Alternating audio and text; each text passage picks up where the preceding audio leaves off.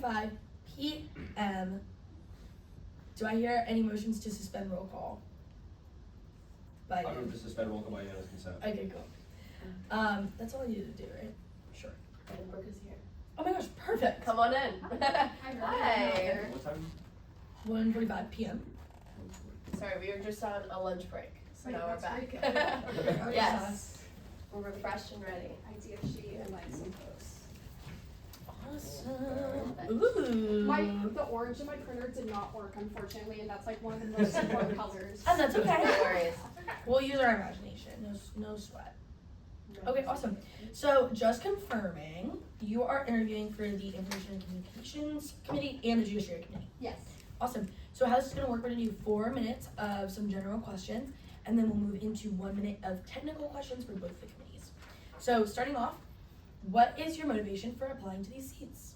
I would say my biggest motivation is that I just want to be more than simply a seat in the chamber. Someone explained Senate to me when I was a freshman as being not what it asks of you, but what you're willing to put into it. And because of that, I'm passionate about both these committees and how they function. So being able to go above and beyond my set role as a senator just feels like the most fulfilling way that I can represent my constituents. Awesome. And then what experiences do you have that would make you a good fit for these positions? Sure. For I&C in particular, I've been in multiple roles that require social media management and content creation. To name a few, I am a PR director for GASP, and I interned with Children Beyond Our Borders last year as a social media intern. Both of these roles have familiarized me with creating graphics on Canva, creating content strategies, and understanding how to target specific audiences. I've loved serving in these roles so much that I actually recently added a PR minor, and within that minor I'm taking social media management. Social media management has taught me a lot about strategy and content analysis and analytics, and it's also given me a Hootsuite certification. Also, I am the banner chair for my sorority, and I know I&C sometimes creates banners for special meetings or retreats, so I would definitely be able to do that. I think that'd be a great way to improve morale. For Judiciary in particular, I would say passing my bill this past summer is what qualifies me the most. SSB 1166, 2025-1166, I only had 4 weeks to pass it, so I had to become really well acclimated with the formatting rules, the rules and procedures, and just what makes a good bill in such a short amount of time. And it was really fulfilling when I did manage to get it passed, and it's still something I'm proud of and makes me want to get further into the legislative process in the Senate. Also, my interest in policy extends beyond just Senate. I'm a member of the Keystone Cohort 6, and I interned with a mayoral campaign, and both have taught me a lot about how good policy functions in state governments, local governments, and I think that has given me a lot of insight that I could apply to Senate. Awesome. And then lastly, for the general questions, what ideas do you have if you were to be selected for these roles?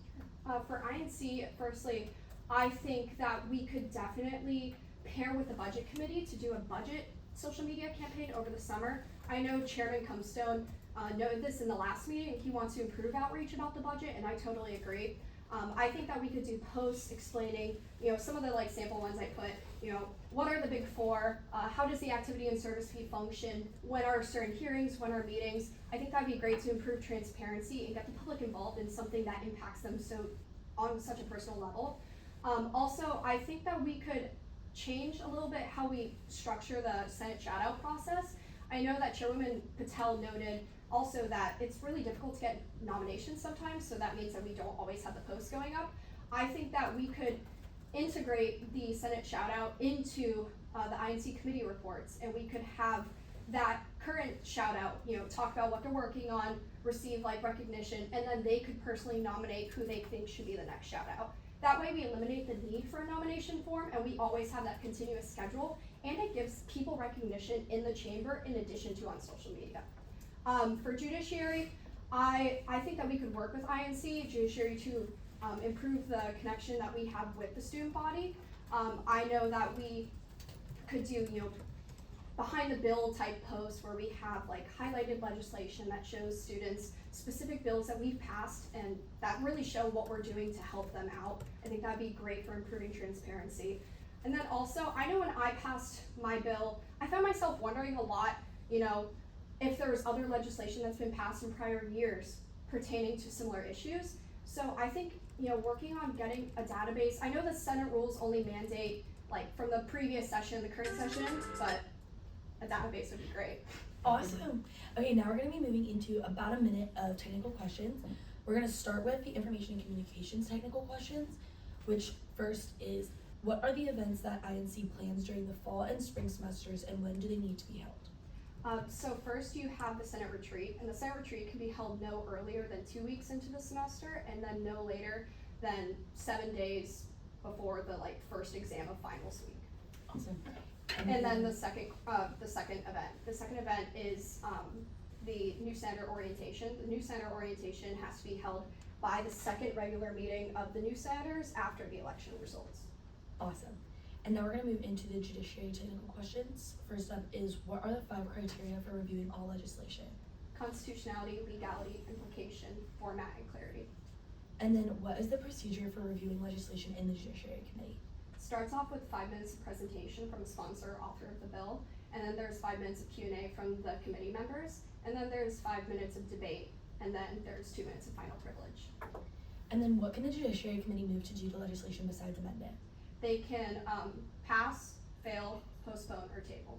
And then do you have any questions for us? No.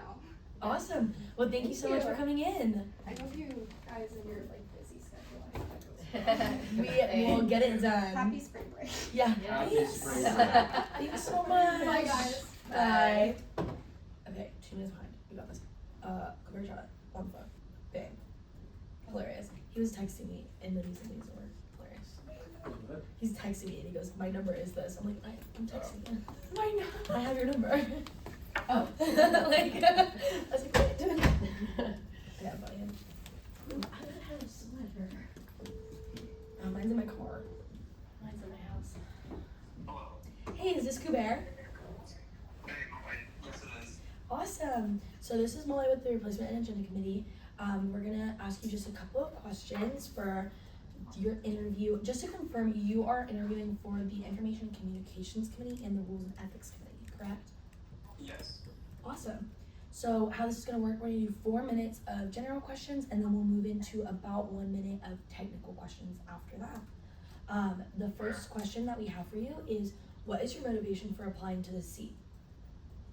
So, one of my main motivations for applying to specifically I&C as the primary committee I want to join, as well as Rules and Ethics, is that I've been in Senate for quite some time now. I've served previously as the summer replacement senator for the College of Agriculture and Life Sciences, and currently as the senator for the College of Pharmacy. What I believe that really happens in my college compared to other schools at UF is there's a big disconnect between the students of the pharmacy school and the general student body of UF. And something that, I aim to sort of change is to sort of help promote SG resources, as well as help promote SG events to the College of Pharmacy students, as well as take on with the College of Pharmacy specifically in their research that I'm doing right now. In these committees, I've spoken to Selena last weekend, and I believe that I have a few ideas that I would like to bring to the I&C. One of them would obviously be to increase the digital engagement of all of Senate to the general student population by introducing a few parameters like targeted Instagram stories, as well as increased Instagram exposure, as well as increased exposure through our social media about everyday activities through Senate. One more thing I also want to do is I also want to make sure we have action-oriented mentorship, which is basically how we were talking about where we can introduce a shadow senator model where it wouldn't just be getting coffee with your mentor, but you could be sitting in on live I&C meetings and helping draft our public messaging. It would really give people the, immediate hands-on experience in how SG would operate. Awesome. So the next question we have for you is, what experiences do you have that would make you a good fit for these positions? So I think for I&C, the biggest experience that I would have apart from my roles in Senate, as well as my roles in graduate caucus, would be specifically my role in founding an educational communication startup, which is, it has a lot of similar qualities to what I&C desires. I've worked with over 40,000 undergraduate students and helping them connect with each other, not just at UF, but on different college campuses. And I've been doing it at about 14 different universities now. So the one thing that I want to do is I'm very well aware of how, college students use social media, how they analyze social media, and how certain posts reach certain populations of students. And I want to bring, that combination of knowledge as well as the analytical ability I have for contributing to how to target student populations through social media to I&C. Awesome. And then the last general question we have is, what ideas do you have if you were to be selected for these roles?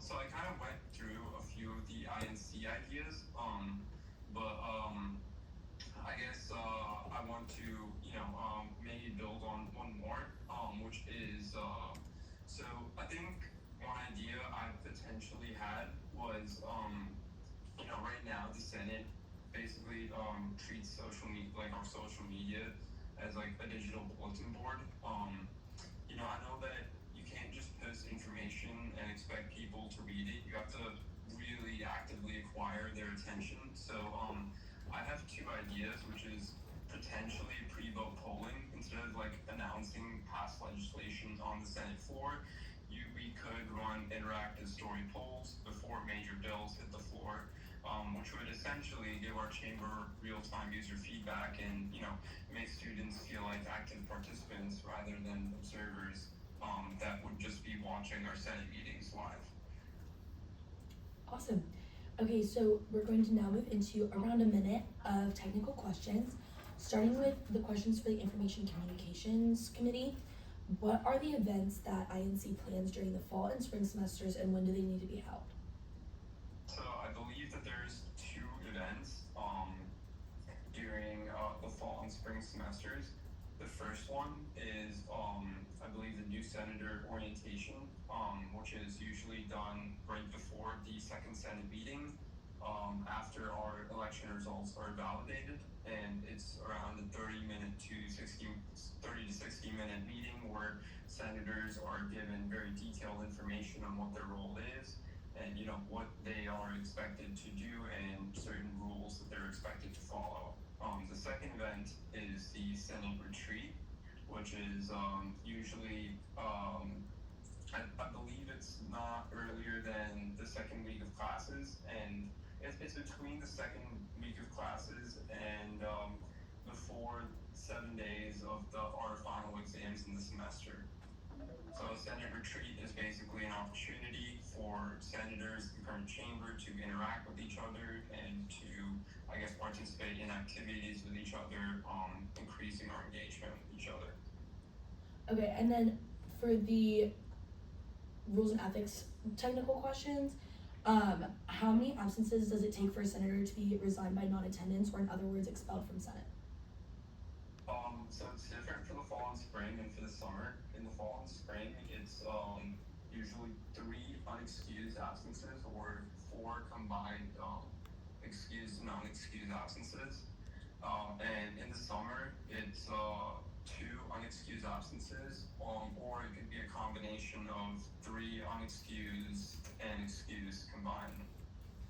Awesome. And then the last technical question we have is, when do absences and constituencies reset for all senators? So absences usually reset, when the new Senate term starts, and constituency begins on the first day of classes for an academic semester, and it usually ends on the last student Senate meeting of that same semester. Awesome. And then do you have any questions for us?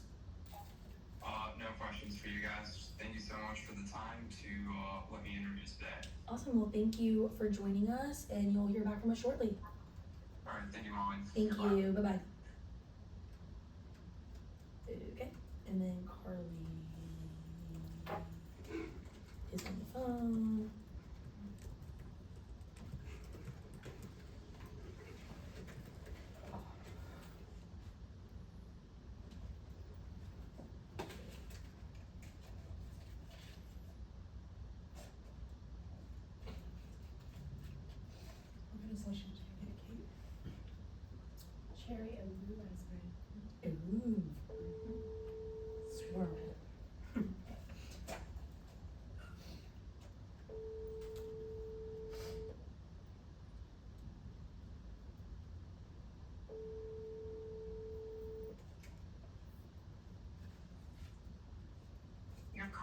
been forwarded to voicemail.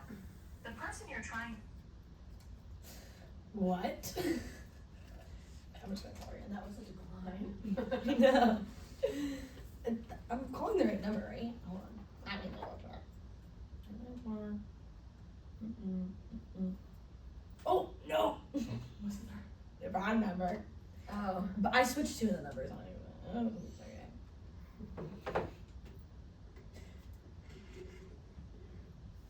Okay. Oh my gosh, I have her number in my contacts. It's so funny.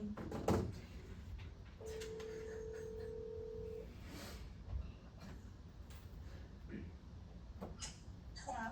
Hey, is this Carly? Yes, hi. Hi, this is Molly with the Replacement and Agenda Committee.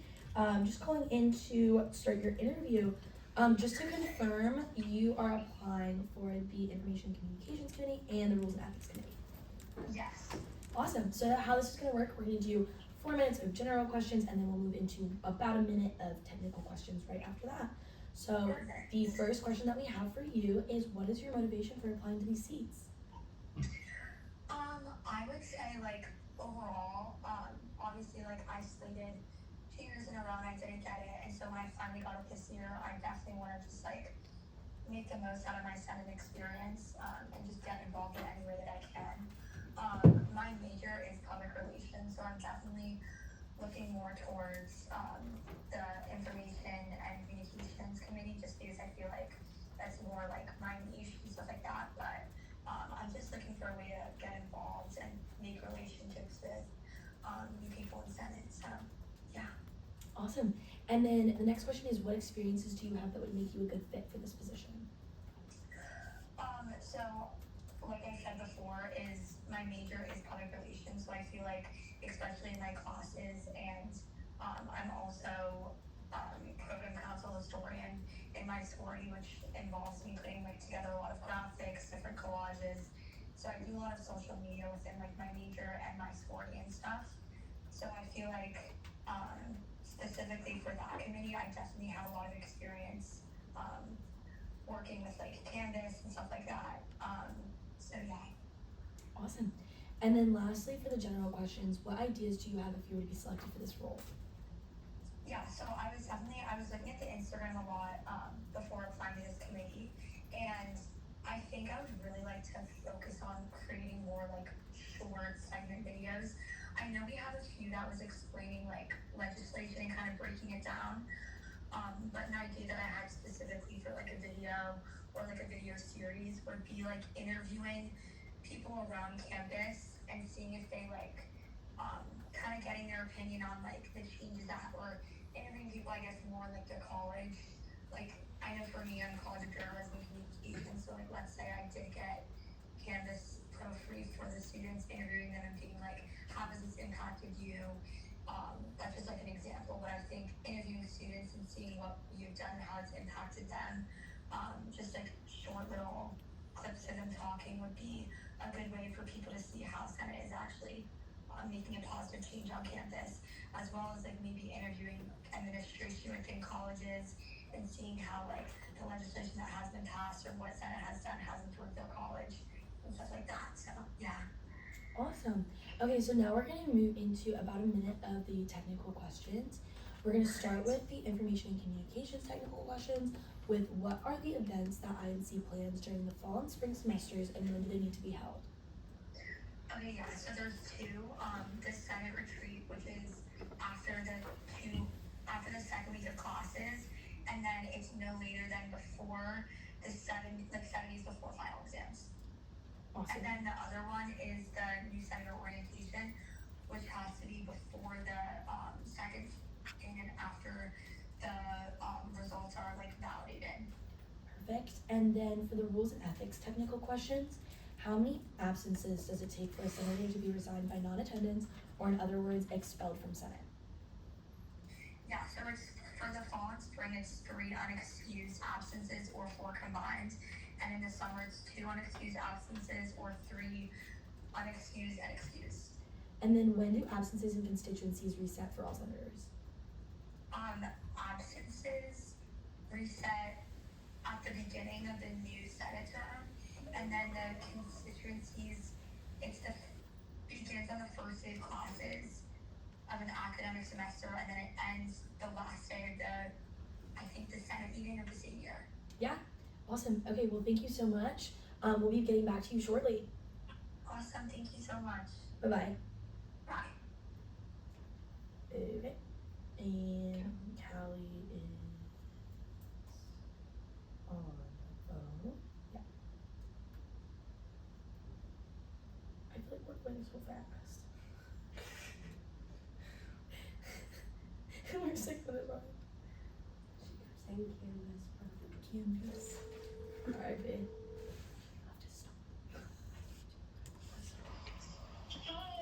Hi, is this Callie?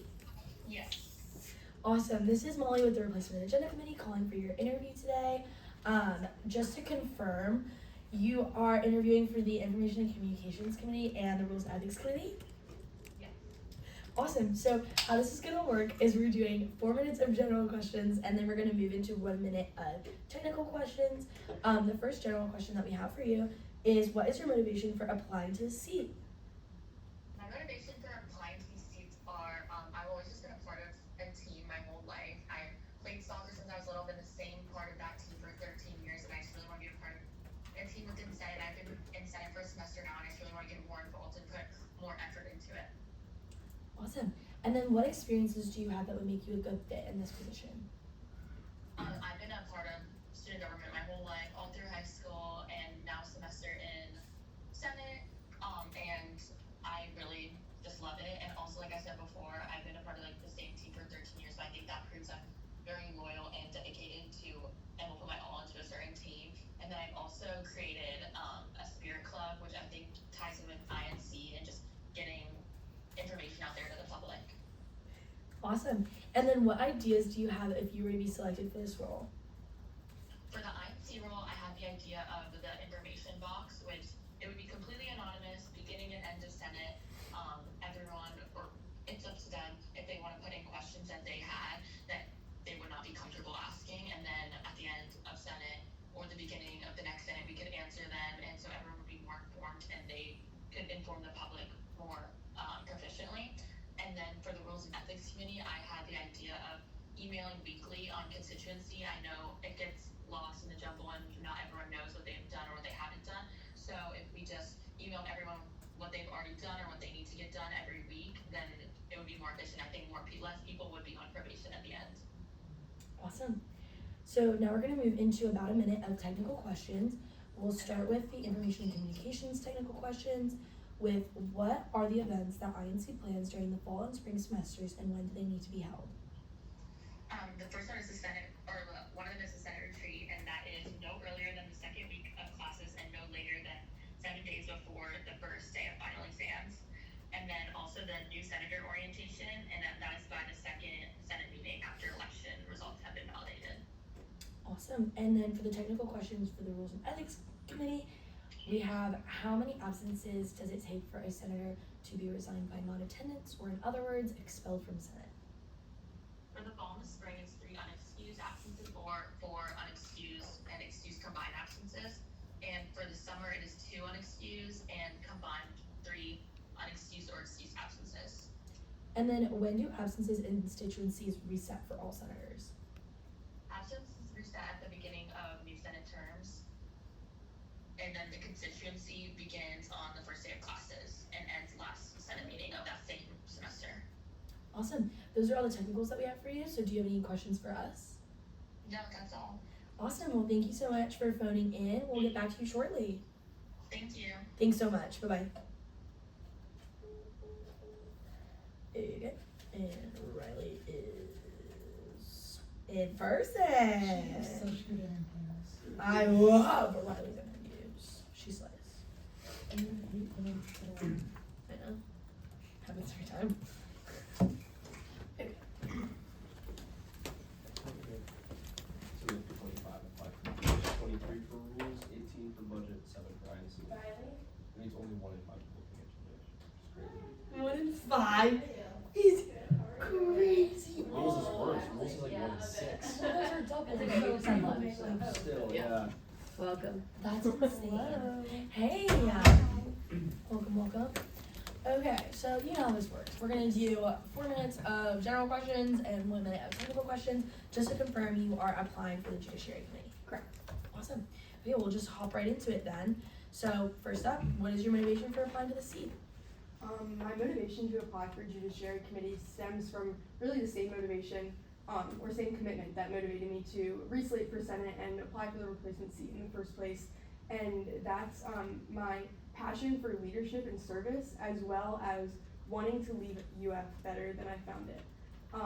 I love UF, and so giving back has always been my first priority since I got here, and I feel that the Senate has given me definitely the most hands-on experience doing that. Being able to work with so many inspiring leaders from various backgrounds, especially as a first-generation college student, has been so inspiring and motivating, and has taught me more than I ever thought I would really learn outside of my classes. I have always been a little bit obsessed, honestly, with self-betterment through professional, academic, and personal growth, and I can say that, as I said just now, the Senate has given me more space to grow and to do hands-on projects than any other organization.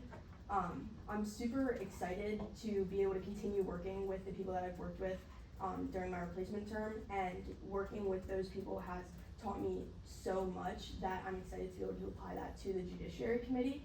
Additionally, I've applied for this committee before, and I find what the Judiciary Committee does to be very interesting and, of course, super necessary, like the backbone of our school almost. As a new replacement senator, the seat opened up, and as an aspiring lawyer, it kind of felt like the obvious thing to do to apply. And since I've last applied, I've had more time to learn about the legislative process, to learn about working with peers and constituents, and I feel that I'm in a better position now than I was. Additionally, as the soon-to-be Business Caucus Chair, I know that I will be working with a ton of students who are constantly working on initiatives and legislation, and being able to review that legislation before it reaches the Judiciary Committee, I really think would just ease the work of the Business Caucus and the Judiciary Committee.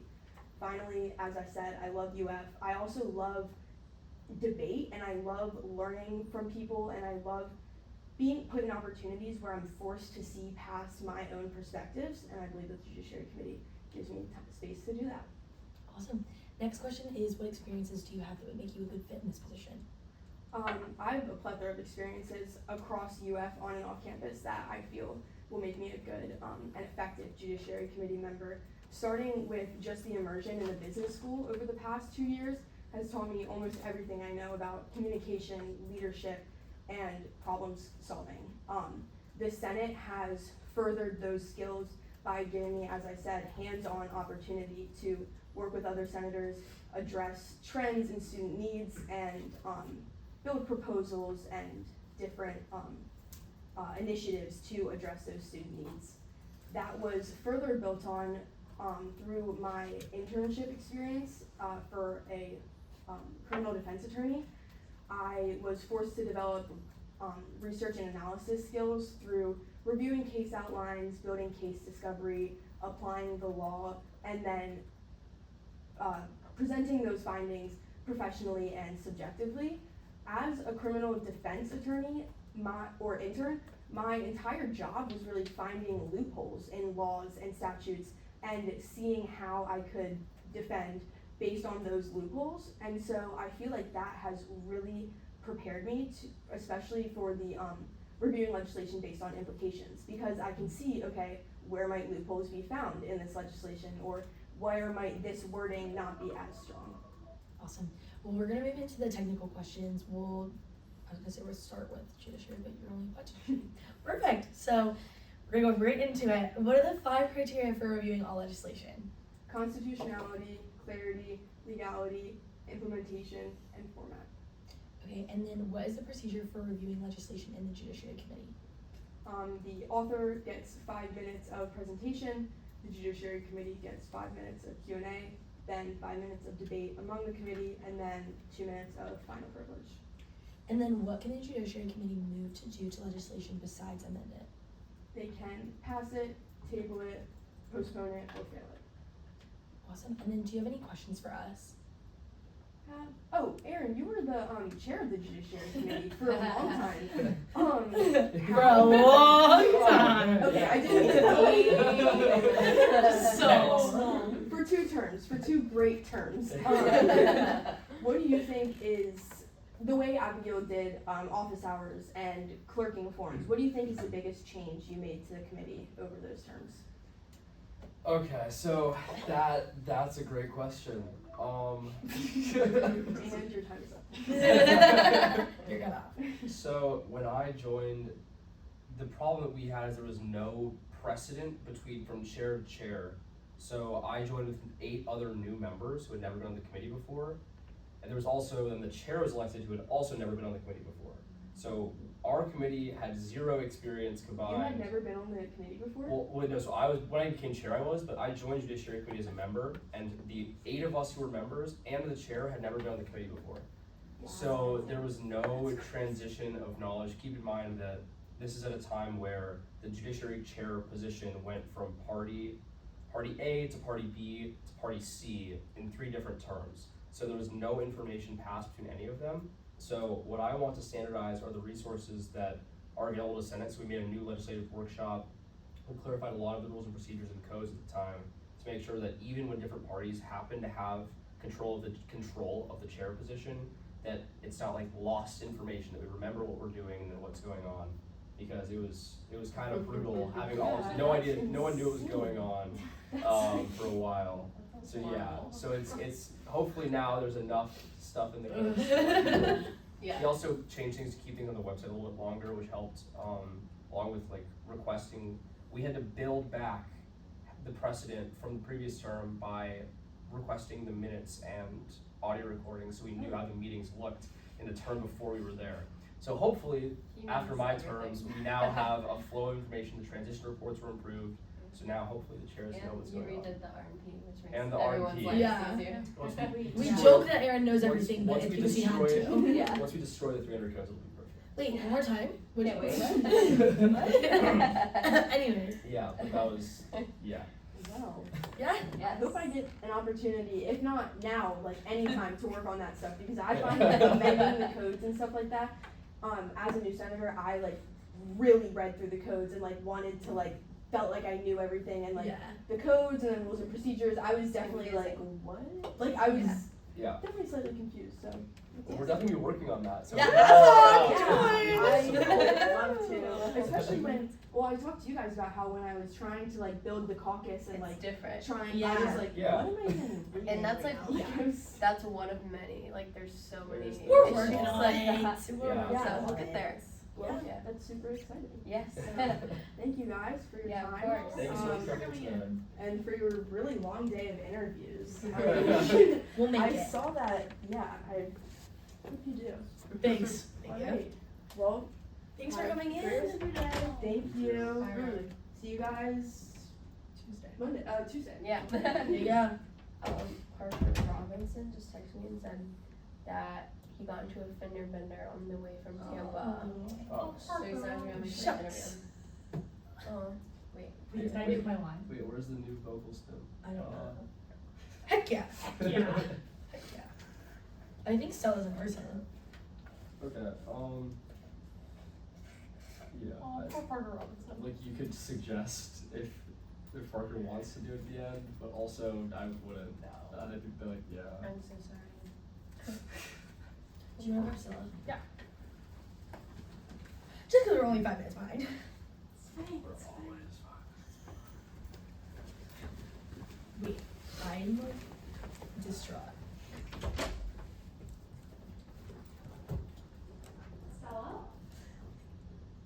Like, Yeah. like, Yep. Wait, yeah. I have no idea what you're talking Hey. hello. Welcome. Okay, so just to confirm, you are applying just for the Judiciary Committee. Yes. Awesome. So how this is gonna work, we're gonna do 4 minutes of general questions and then we'll move into 1 minute of technical questions. Starting with, what is your motivation for applying to this seat? Throughout high school, I was always super involved in student government, and coming here, I didn't really know what that meant for UF, just because UF has so many student government things going on. And someone in my sorority sat me down and was like, look, you're gonna do Senate. Like, I know it's for you, and I know you're gonna love it. And I didn't really trust her at the time, but now that I'm in Senate, I realize it's something that I definitely want to continue, probably until I'm a senior, and I want to be able to keep moving up. And I know that by being on a committee, I'll be able to be more involved in Senate and not just be sitting there, that I know I'll actually be doing something. And Judiciary Committee specifically, I actually just started an internship at the criminal courthouse where literally all I do all day is look at codes and laws, and I write memos and orders and all of these things, and it made me realize I really do love it. And I did apply for budget back in the fall, and I'm honestly really glad that I didn't get it, because I know that that's not where I would have aligned with if I was in that seat then, but I know now that Judiciary Committee is where I would like to be. Awesome. Okay, and then the next question we have is, what experiences do you have that would make you a good fit in this position? Yeah, I mean, besides my internship that I just started, this past school year, I was the president of the Florida Association of Student Councils. So I ran 2 statewide conferences every year, managing all the students and liaising over all of them as well. And at the second conference, there was a resolutions meeting. So students were able to submit their own resolutions with things that they were passionate about. And I was in charge of reviewing them and making sure that all the debate went well, the pro-con, all of that. So the meeting ended up being like 6.5 hours. So it was just me sitting there and reviewing legislation for 6.5 hours, which can be tedious, but I honestly had a great time doing it, and it taught me so much. And then I did get to go and present the resolutions that passed to the Florida Board of Governors. Awesome. And then what ideas do you have if you were to be selected for this role? Yeah, I think that it's really important that if you are on a committee, that you're being responsible for the position that you do hold. So making sure that you actually do take part in your committee. So I think that implementing something, making sure that everyone on the Judiciary Committee is reading the legislation before they come to the meeting. I know I talked to Abigail before, and she mentioned that sometimes it's a struggle because she feels like she's the only one that can talk on resolution, and I think that it's important that everyone in the committee is able to. So making sure that everyone is accountable and can be able to present any bill or resolution or legislation of any sort, and be able to also advocate for it or talk about what maybe is wrong with it, and because it is our job to review it before it hits the floor. Awesome. Okay, now we're going to move into 1 minute of technical questions, starting with, what are the 5 criteria for reviewing all legislation? Constitutionality, clarity, legality, format, and implication. Awesome. And then, what is the procedure for reviewing legislation in the Judiciary Committee? 5-minute presentation from the author, 5 minutes of question and answer from the committee, 5 minutes of debate, and then 2 minutes of final privilege. Perfect. And then, what can the Judiciary Committee move to do to legislation besides amend? Pass, fail, table, or postpone. Awesome. And then, do you have any questions for us? I don't think so. Amazing. Well, thank you so much for coming in. Thank you.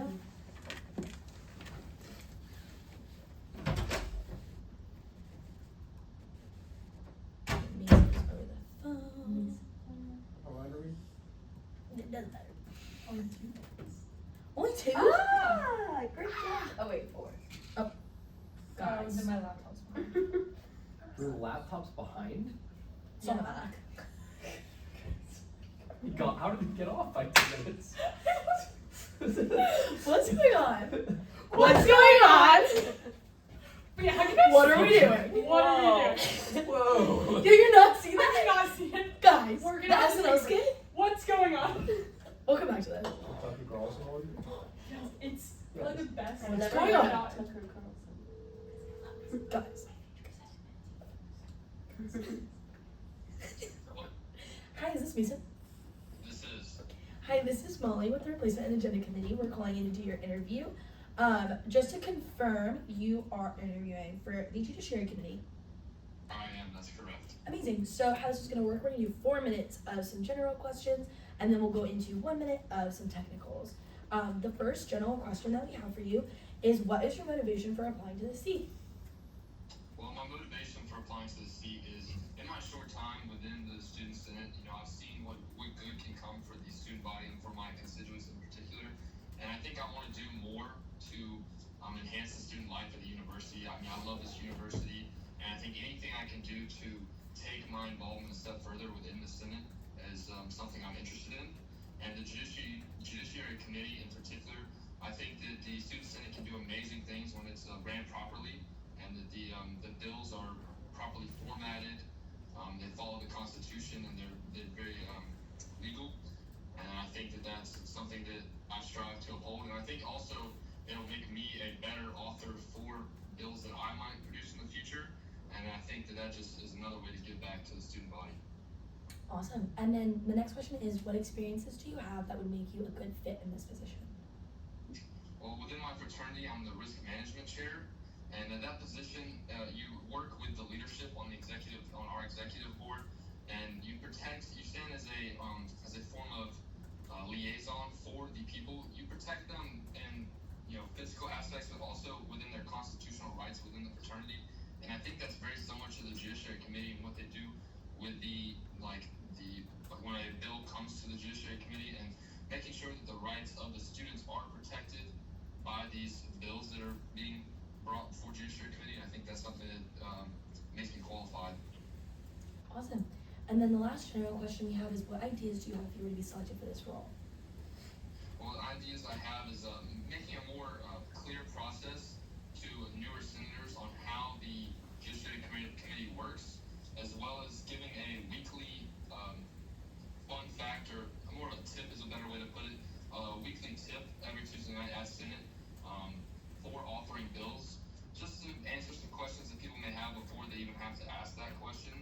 Also, I'd like to have more, what's a good word for this, like a sit-down, like group discussion that senators can attend, maybe give incentives for that, to come and help them learn how to author bills. Because I know me as a new senator, it's a very daunting process, and I want to be able to author this new potential legislation, and it's a very daunting process. I think all of my ideas really we need more legislation to be put up to the Senate and to be passed. I think we should do something while we're here in the Senate.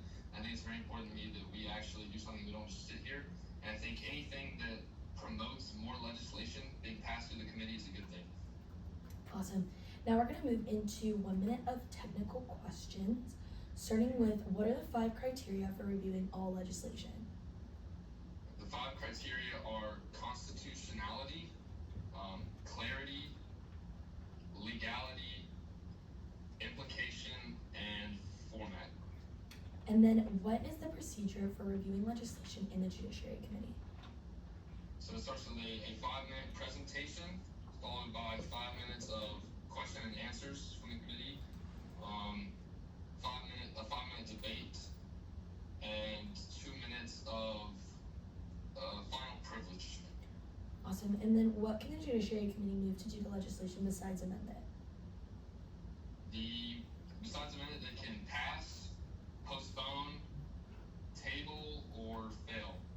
Awesome. And then the last question we have is, do you have any questions for us? I think that's it. Awesome. Well, thank you so much for phoning in today. We'll get back to you shortly.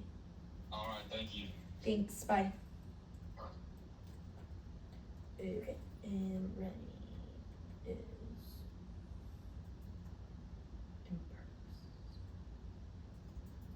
in person. Oh, sorry. Nope, I got it.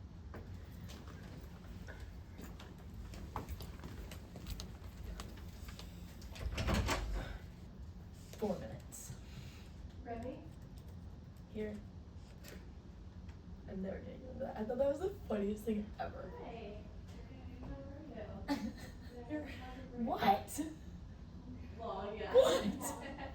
Ready to get back? Yeah. What's Welcome. going on? Hi, Hey. Right there. Yeah. Okay, awesome. So just double check, you're applying just for the Judiciary Committee. Yes. Amazing. So how this is gonna work, we're gonna go 4 minutes of some general questions, and then we'll move into 1 minute of technical questions. So the first general question that we have for you is, what is your motivation for applying to the seat? So I'm motivated to apply for the Judiciary Committee because I want to help Senate run more effectively, and I also want to help senators write effective legislation. Awesome. And then what experiences do you have that would make you a good fit in this position? So starting off in Flex, we actually got to meet the past Senate exec, and that gave me a lot of insight into each committee and all of the procedures and their goals. Specifically for Judiciary, I got to really learn the procedures and the main basis behind it, and I believe that gave me like a running start into why I really like was interested in this. Additionally, I am in Phi Alpha Delta, so I've met a couple of legal professionals that have shown me some of like their legal writing, which is giving me some insight into that.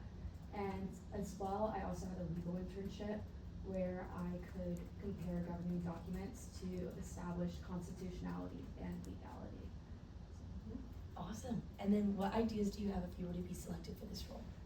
My main idea is to propose a code change for constituency requirements, which would entail that clerking could become one of the options, because I believe that clerking gives senators a really good way to start getting involved in the committees and see which committee they'd actually be interested in, and also it makes them more comfortable in each committee. Specifically for really like it makes them more comfortable with writing legislation and also the procedure behind it and proposing it in committee and on the floor. So I think that is really helpful, especially for new senators. Awesome. And then now we can move into the 1 minute of technical questions, starting with what are the 5 criteria for reviewing all legislation? Constitutionality, legality, implication, format, clarity. And then what is the procedure for reviewing legislation in the Judiciary Committee? So there's 5 minutes of presentation, 5 minutes of Q&A, 5 minutes of debate, and then 2 minutes of final privilege. And then what can the Judiciary Committee move to do to legislation besides amend it? Pass, fail, postpone, and table. And then do you have any questions for us? I don't think so, honestly. Awesome. Well, thank you so much for coming in. Yeah. And then I have my resume. Do you guys have one? Yeah. Yeah, we can take it. I remember when you first interviewed, I brought my resume and I had a sheet and I was like, can you guys get me? Like, we don't need. That's not a very nice thing to say. We do already have a copy, but Yeah, I but still it's so like to nice see it in to person. see. I like it on No, paper. I like it on paper too. It was a great idea. No, we love it. We will always accept it. Yeah, thanks for coming. Thanks, guys. I never finished my roommate chart story. So Oh, basically, okay. okay. Okay. So No worries. So like, I feel like we're behind. So basically, we had the slating resumes, and I was personnel twice, so I had a million slating resumes, and there were like extra pages and stuff. So I have like the second page of all these resumes are what the papers are for our roommate. So you don't know who it is, but you'll just like see their involvement. It's really funny. You're so weird. She Okay. didn't have paper. Is she in person? No, she's on the phone. Over the They phone. didn't have to take a FERPA training for Mm. FERPA training for cooking. Furba. They were redacted. It's fine. Oh dear. Hey, is this Olivia? Yes. Awesome. This is Molly with the Replacement Agenda Committee calling in for your interview. Just to confirm, you're interviewing for the Rules and Ethics Committee. Yes. Amazing. So how this is going to work, we're going to do 4 minutes of some general questions, and then we'll move into 1 minute for some technical questions about the committee itself. The first question that we have for you is, what is your motivation for applying to the seat? Yeah. I am really motivated to apply for this particular committee in student government because I really believe that Senate overall is a team, and a lot of that is built on fairness, transparency, and integrity. And I think those are really essential to effective leadership overall. So when representatives have defined rules, they're transparent only with each other in the Senate, but also with their constituents. It is built and it's better, and I think that builds a broader university community that's partnered together and can have greater change. And I think it also helps with making sure that every Gator here at UF has the experience they want because they trust their senator that is representing them. And I hope that I can contribute to maintaining the standards that are already in place and support an environment that is full of leadership grounded in professionalism, respect, and overall accountability within each other and the broader UF community. Awesome. And then what experiences do you have that would make you a good fit in this position? So I was one year in basketball semester and continuing this spring semester, and through that I'm able to see just kind of how Senate overall works and getting your constituency as a dorm senator, especially seeing the size of if you're off campus, a class, a certain college seat, or a dorm senator, and just seeing how that works, and it strengthened my understanding of the responsibility associated with having meaningful constituency work. So so making sure that there's consistent engagement with the students that you're representing. Additionally, I'm a part of the Florida Cicerones and a junior Panhellenic service delegate, so all of that is service that we're doing for the university, so making sure that members of the campus have, like our efforts are prioritizing them and having a service initiative based in what is needed on campus, whether that's making sure that we're focusing on a pro that a community has, like the food pantry, making sure that they have enough volunteers, or working with the Veterans Affairs, trying to help with all of that. Those are like items that I've worked on, especially with the service delegate position that I've had, to see how you can work with your community and strengthen those partnerships so they get to get something out of the position that you're in, and you're not just in a leadership role, but you're doing something effective for others. Awesome. And then lastly, what ideas do you have if you were to be selected for this role? Yeah, if selected, I would love to strengthen the quality and the purpose of constituency. So making sure that it's intentional and making sure that each senator, they're not just getting constituency to check it off, but they enjoy what they're doing. I think that really builds an overall enjoyment out of what you're doing, and it makes it exciting to be in that the position that you're in. So having different resources that guide senators and creating those opportunities for themselves. So it's making sure that if there's an event they're super excited about, it's 3 months away, it's on someone's calendar. I'm a big calendar person, so making sure that I can go to the events that I want to has been really, really helpful. And I think just providing clear expectations and examples of those types of engagement help a lot with understanding how to do it and kind of how to mix and mingle with everything that you have going on. Additionally, supporting efforts so that, especially as a dorm senator with IRA, and encouraging coordinations between those two groups so that in residence hall, those events that they're hosting, they have more of a turnout, and like senators get to be a part of that and work closely with each event. Is they're aware of it, and they can plan to attend that and tell their friends, and have a really fun environment when they're doing their constituency and helping their community grow. Amazing. Okay, now we're gonna move into 1 minute of the technical questions. Starting with, how many absences does it take for a senator to be resigned by non-attendance, or in other words, expelled from Senate? Yeah, for the fall and spring, it's 3 unexcused absences, or 4 combined where it's unexcused and excused absences. And then in the summer, it's 2 unexcused absences, or a combination of 3 unexcused and excused. Awesome. And then when do absences and constituencies reset for all senators? Absences reset at the beginning of each of the new Senate term, and then constituency is when it begins on the first day of classes for that academic semester, and then it ends when there's the last student Senate meeting of that same academic semester that it started with. Awesome. And then last but not least, do you have any questions for us? I do not. Amazing. Well, thank you so much for phoning in. We'll be getting back to you shortly. Okay, thank you all. Have a great day. Thanks, you too. Bye-bye. Okay. And then, let me look. I think he's in person. Okay. Oh, Cannon.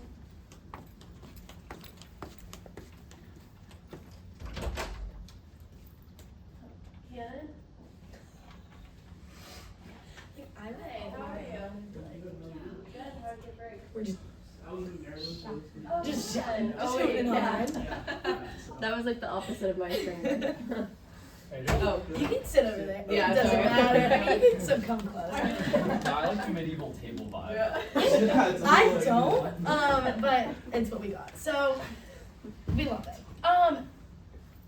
We're gonna move into the question. So, you're applying for just the Judiciary Committee, right? Yes. Awesome, just wanted to confirm. How this is gonna work, we're gonna do 4 minutes of some general questions, and then we'll move into just a minute of technical questions after that. So the first question we have for you is, what is your motivation for applying for the seat? Yeah, so my motivation stems from my childhood. Honestly, it's kind of growing up to where I am now. Both my parents were lawyers, so the law has always kind of surrounded me. We've always kind of talked about their work and just stuff that's going on. We used to play a game where we would compare the even and the odd amendments, and if you had to get rid of half of them, which ones. Oh my gosh! Yeah, it was a pretty fun family dinner table. Yeah. Yeah. So that's all we do is debate, different laws, the new laws. I'm like a news reporter for them. They just tell me everything they hear and just, you know, Love it. let me know. So I love the law. I mean, if you walk by my house on 19th Street, I have C-SPAN on 24/7, the news split into 4. I love different laws, reading them, seeing whether or not they, you know, should be allowed, I guess. Yeah, awesome. And then the next question we have is, what experiences do you have that would make you a good fit in this position? Yeah, so I don't have any prior like student government experience. This is my first time being a senator, and but what I do have is my major, I'm an art history major, and what we do there is all you're doing is reading and then discussing in class. You're debating. It's instead of like laws, it's artworks or movements and stuff like that. But that's all we do. Same with PPEL. We're reading documents, stuff like that. And then outside of that internship experience, I interned last summer under Chief Judge Sabella down in Tampa. There I learned court and decorum, and just stuff that you can only learn about law and about the court from being there and witnessing like the hours of what's happening.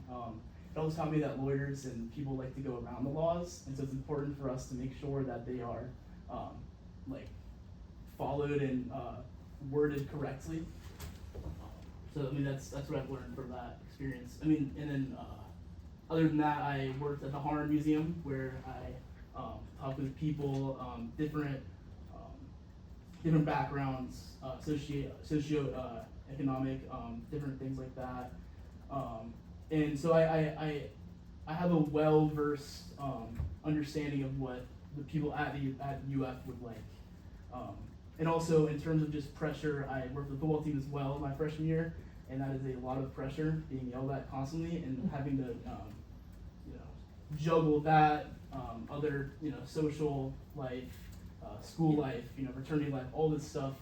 And so that's what I learned from the football experience as well. Love it. And then the last general question we have is, what ideas do you have if you were to be selected for this role? Yeah, so a big thing for me, obviously not being in student government last year, it was hard to figure out what really was going on, the transparency behind, what laws are being discussed, what laws are being passed, like that. And so I think an online platform that would allow students to see what laws are in discussion and also the status of those.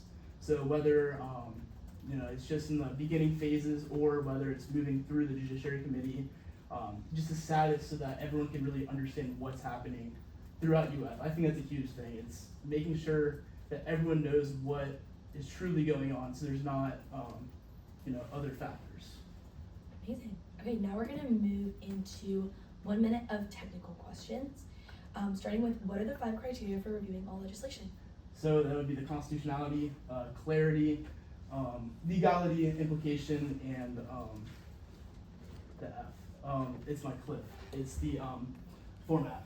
There you go. And then what is the procedure for reviewing legislation in the Judiciary Committee? So it's a 5-minute opening by the sponsor or the author of legislation, and then a 5-minute Q&A period, 5-minute followed by a 5-minute debate period, and then a 2-minute final point of privilege, final privilege by the author or co-sponsor of the legislation.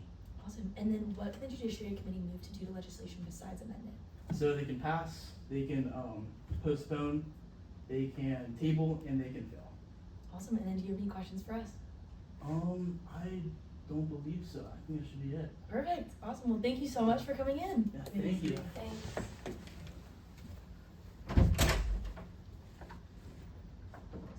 And then, There's no way. this is why I did the 15 minutes. There's no way. Woo! Him and Riley dating, like, they seem like siblings to me. Like, they're the same. Who? They're boyfriend and He's dating girlfriend. Riley. They're dating. Yeah. He's eating who? Riley, the girl that was in here. Off the record. Oh yeah, sorry. Wait, is this not like public knowledge? Just No, it's all. Yeah. Oh wow, that's cool. And Yeah. like I would expect her to also be at that dinner table. I know. With the law. It would be so. Like, Like, it they would be seem like flammable. siblings to me, which is like. Dude, I haven't played that Amendment game. Like, Sounds so fun. I'm obsessed. like wow. I'm gonna make my kids. I have class with him, it's so fun. I'm gonna at my dinner table print out pictures of me from like college and be like make my kids like guess the event. What was I at? What? Like put it all out on the table. Okay.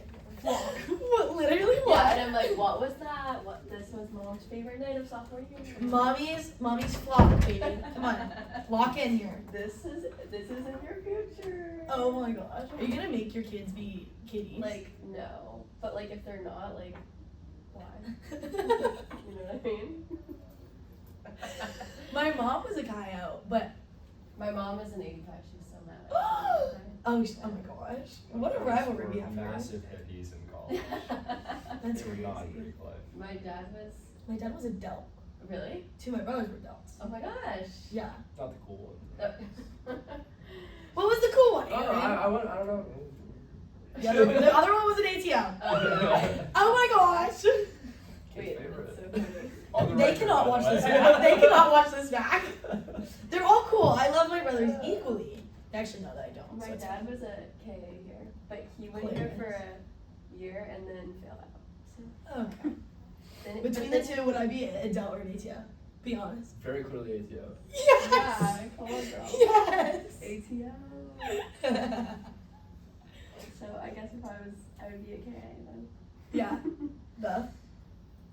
What? My dad. You didn't hear me say my dad was a KA. Yeah, but So that means I would be a KA. yeah. Legacy. Yeah. I cannot. I actually can't. Just need some boots. That's all you wore. Okay. I'm gonna die. I'm gonna die. Just need some boots. Oh wait, maybe You can't talk. You literally can't talk. I love my boots, dude. I don't know what you want from me. Mandy, I texted her and said, hi, are you coming to R&A? And she responded and said, sorry, just saw this. Aren't they this Sunday?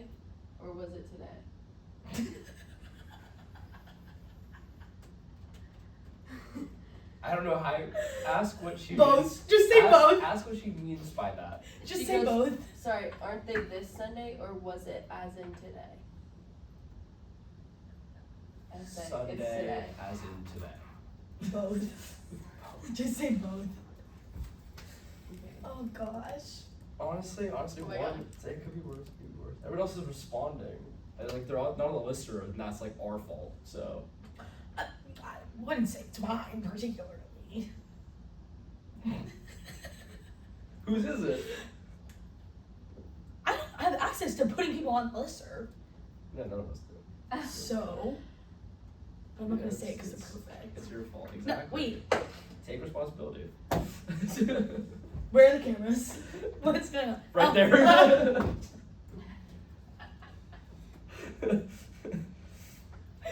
Oh my gosh. Can you please make the thumbnail both of us realizing that there's a camera right there? That'd be so good. Yeah.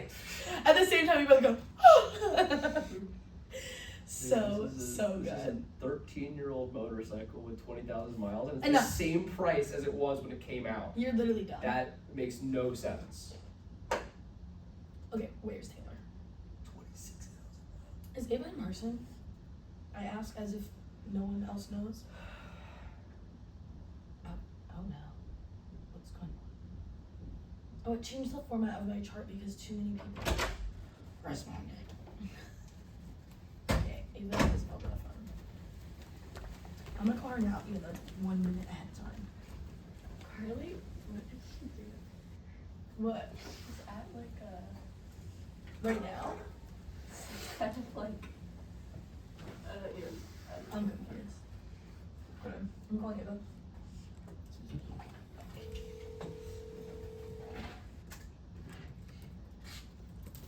Hello. Hey, is this Ava? Yes, this is. Awesome, this is Molly with the Replacement and Agenda Committee calling for your interview today. Just to confirm, you are interviewing for the Judiciary Committee. Correct.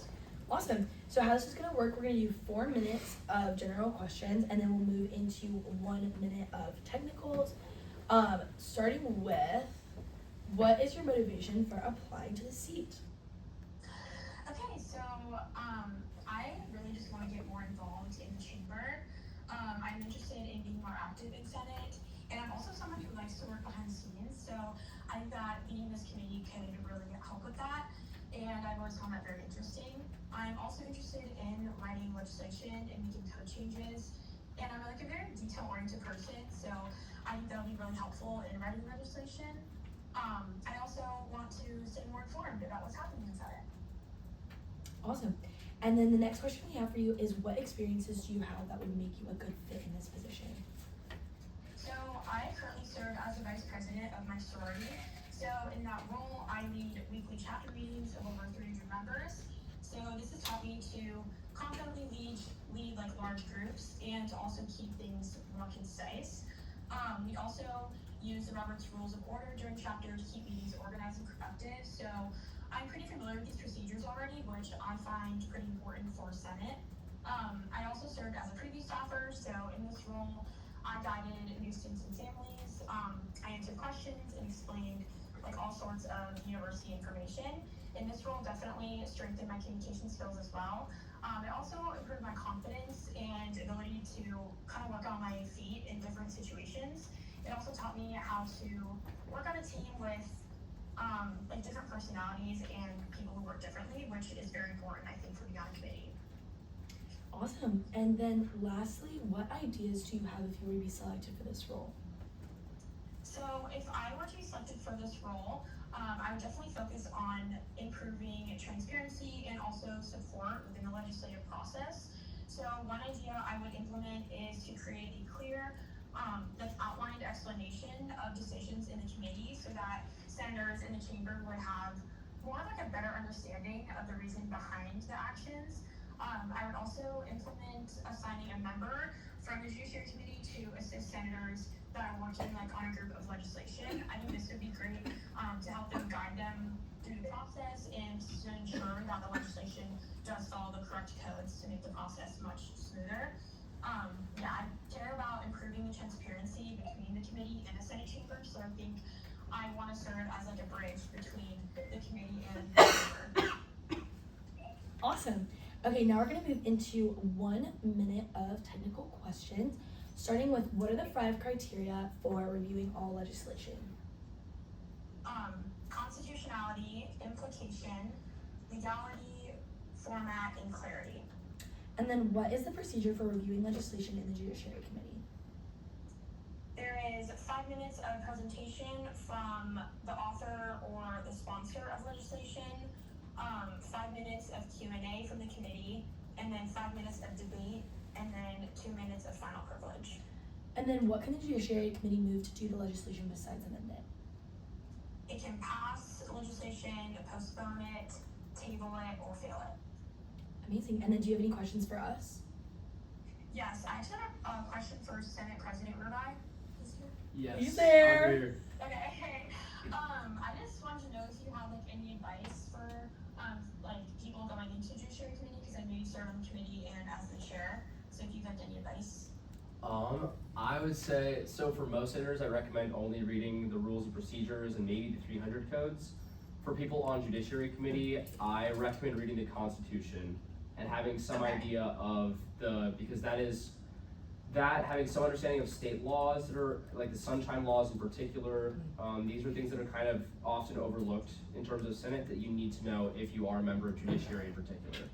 So yeah, state constitution, state laws, UF Constitution, and sunshine laws. Awesome. Thank you so much. Yeah, of course. Perfect. Well, that's all we have for you. So thank you so much for phoning in today, and we'll be getting back to you shortly. Thank you for your time.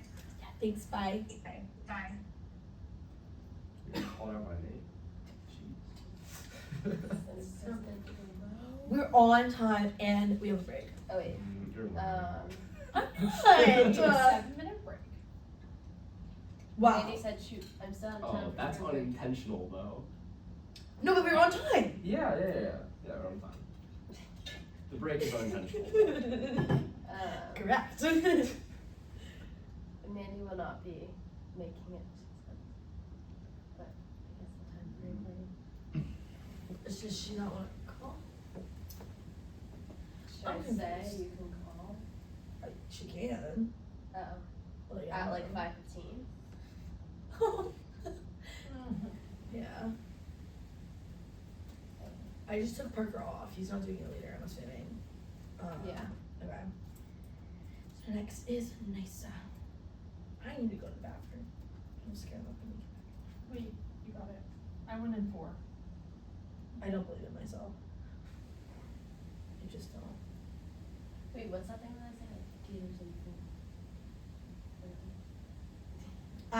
I don't speak sports, so like you're gonna have to. What do you- Well, I don't either, but you know it's like gators and 4, or like, yeah, it's usually 4. Yeah, because it's a best of 7. So if you win the first 4, you sweep.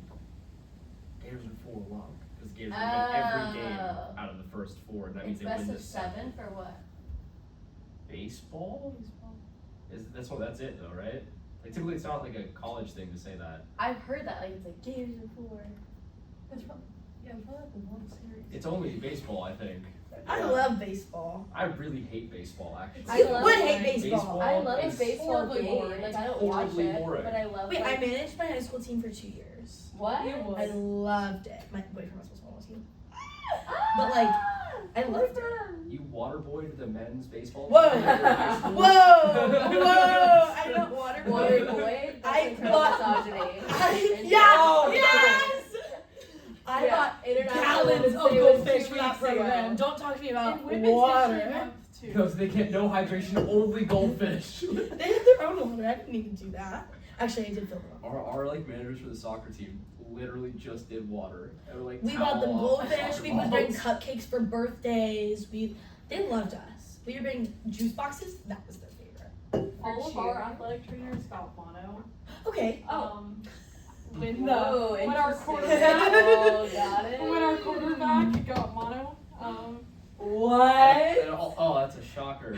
Wait, I'm scared. That's crazy. Crazy lore.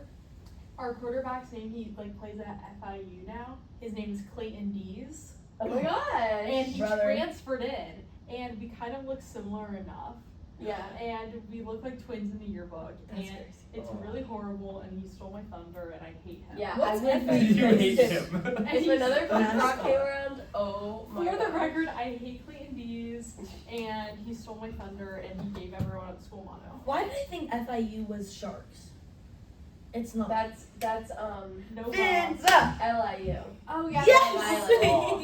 Dude, my I love that. bracket name was LIU, my Shayla, because I wanted them to have a Cinderella run. That's And they my died. shit. Oh. I just love their little fins up thing.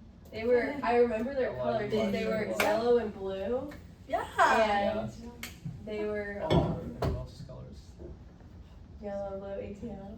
Oh my god. Not Can't do it. flat. I can't do it. Yeah, Eleanor. Thank you. Oh my god. Oh, she said. Oh, wait. She said, unfortunately, I'll be flying them. Are you flying then? Are you available tonight around 8 p.m. or anytime tomorrow? No. Literally no. Nope. Unfortunately, no. All I saw was 8 p.m. I'm like, okay. Okay, we're gonna call So this. sorry. Okay. This is my second person. I What? didn't even check. Quote from Mason Blair. He was like, "I saw Nice the other day. Nice is really nice." True. Love it. She's just so nice. Your natural nails are so long, Molly. Like, I don't get how you have that much self-control. That's your fruit of the spirit, self-control. No, it's not. Mm-mm. I guarantee you it is not. Aaron, I That's think okay. yours is like, you're like joy or love, definitely. Wait, what are you saying? Spirit of the what?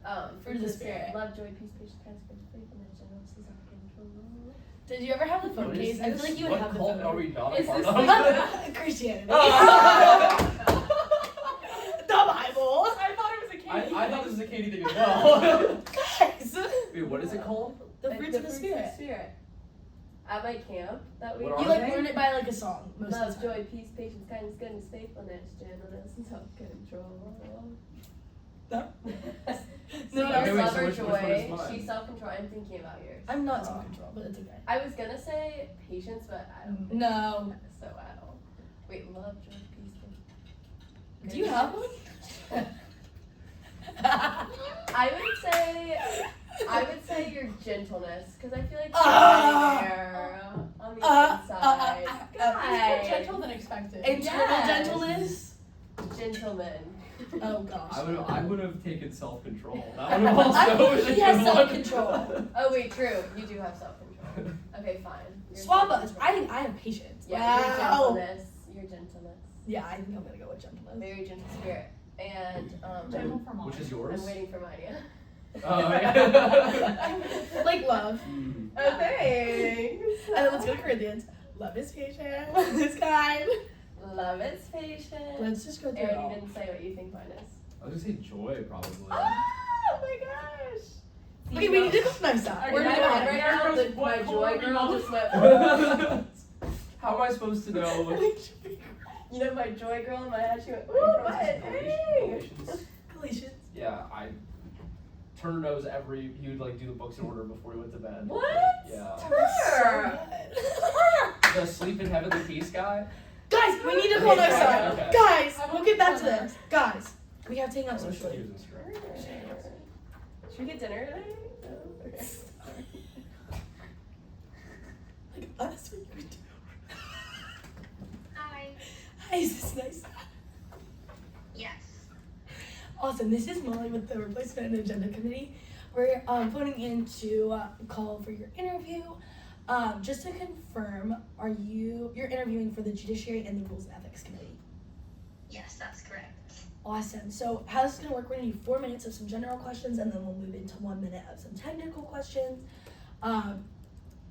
But just to start out, what is your motivation for applying to this seat? Yeah, Please do. so I just wanted to first of all say thank you so much for being so accommodating. I know this is a little bit unconventional, but what motivated me to apply for a position is to really just internally create a fair campus environment. In high school and in my community, I've seen how a lot of what makes organizations strong is strong leadership, and that is important in being part of a committee would allow me to contribute to make sure that these decisions that are made internally are thoughtful and in the best interest of the student body.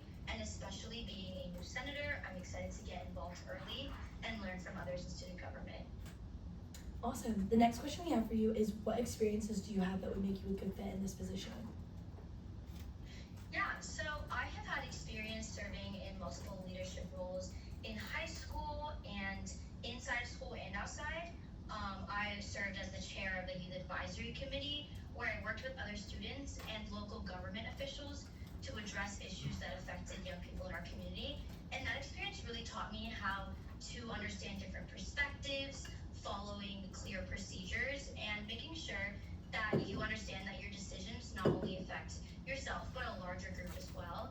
I have also had the opportunity to intern with the Public Defender's Office, which really taught me more about how rules, ethics, and accountability play a really important role in maintaining trust within a system to make sure that decisions are made outwardly and positively. And both of these experiences have really prepared me to approach positions thoughtfully and responsibly, while also continuing to learn and grow. And especially that is applicable in this position, because as a new senator, I'm obviously not going to know everything, and being able to rely on others and learn from others is super important. Awesome. And then the last question that we have for the general questions is, what ideas do you have if you were to be selected for this role? Yeah, so for the Rules and Ethics Committee, I know Chairwoman Metchick touched a little bit on this, but increasing efficiency and trying to expand resources, and a little bit more specific into that is improving things like the constituency calendar to make it more comprehensive for the newer senators, but also just making sure that for the newer senators like myself who aren't aware of the specific events they have to attend, it's really clear and concise so that no one misses anything. And then for the Judiciary Committee, working to increase the transparency of what happens in the committee meetings. I understand that the minutes are posted after every meeting, and just in those minutes maybe including clearer summaries of the bills and legislations so that students can understand the responsibilities of the Judiciary Committee from both students that are in student government and outside as well. Awesome. Okay, now we're going to move into about 1 minute of technical questions. Starting out with the Judiciary Committee. What are the 5 criteria for reviewing all legislation? The 5 criteria for reviewing legislation are legality, constitutionality, clarity in format, and implication. Awesome. And then what is the procedure for reviewing legislation in the Judiciary Committee? Yeah, so 5 minutes are given to the author or sponsor of the bill, or legislation, followed by 5 minutes from the committee, 5 minutes of debate, and then 2 minutes of final privilege. Awesome. And then what can the Judiciary Committee move to do to legislation besides amend it? The committee can move to either pass, fail, postpone, or table. Awesome. And then moving into the rules and ethics technical questions, how many absences does it take for a senator to be resigned by non-attendance, or in other words, expelled from Senate? Yeah, so for the fall and spring, a senator gets 3 unexcused absences and 4 total excused and unexcused. And then in the summer, it is 2 unexcused absences and then 3 total unexcused and excused. And then when do absences in constituencies reset for all senators? The absences reset at the beginning of the new Senate term, and the constituency starts at the first day of classes of an academic semester and ends at the last Senate meeting of that semester. Perfect. Okay. And then the last question we have is, do you have any questions for us? No. Amazing. Well, thank you so much for phoning in. We'll be getting back to you shortly. Thank you so much. Thanks. Bye-bye. Bye.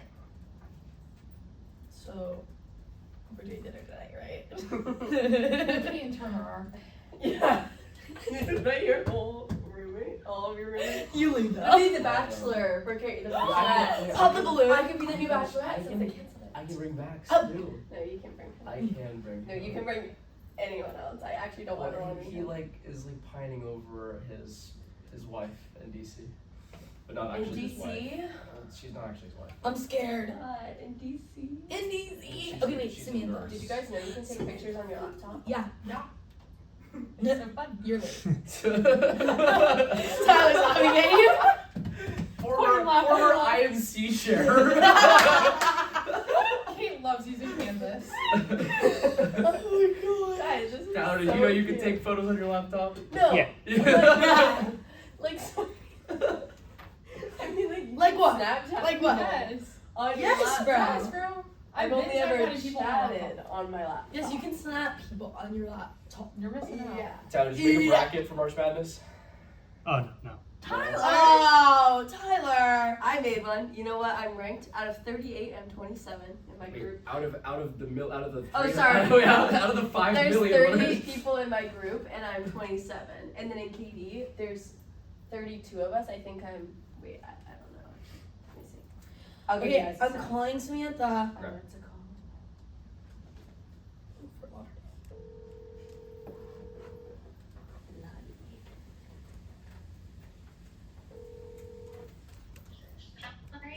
Hey, is this Samantha? Yes, this is her. Awesome. This is Molly with the Replacement and Agenda Committee calling in for your interview today. Just to confirm, you are interviewing for the Judiciary and Rules and Ethics Committee. Yes, that's correct.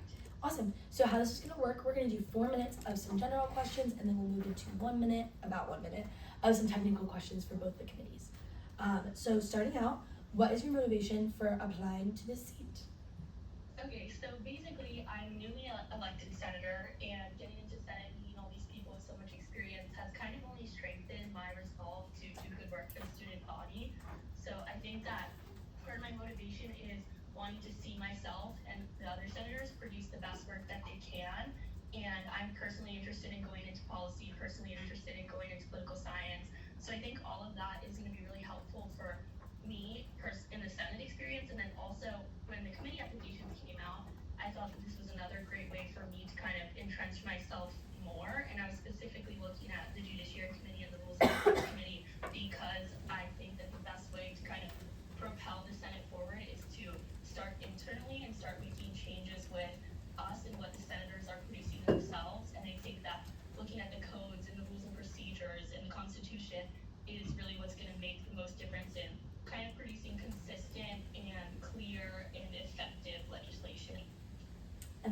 And then what experiences do you have that would make you a good fit for this position, or these positions?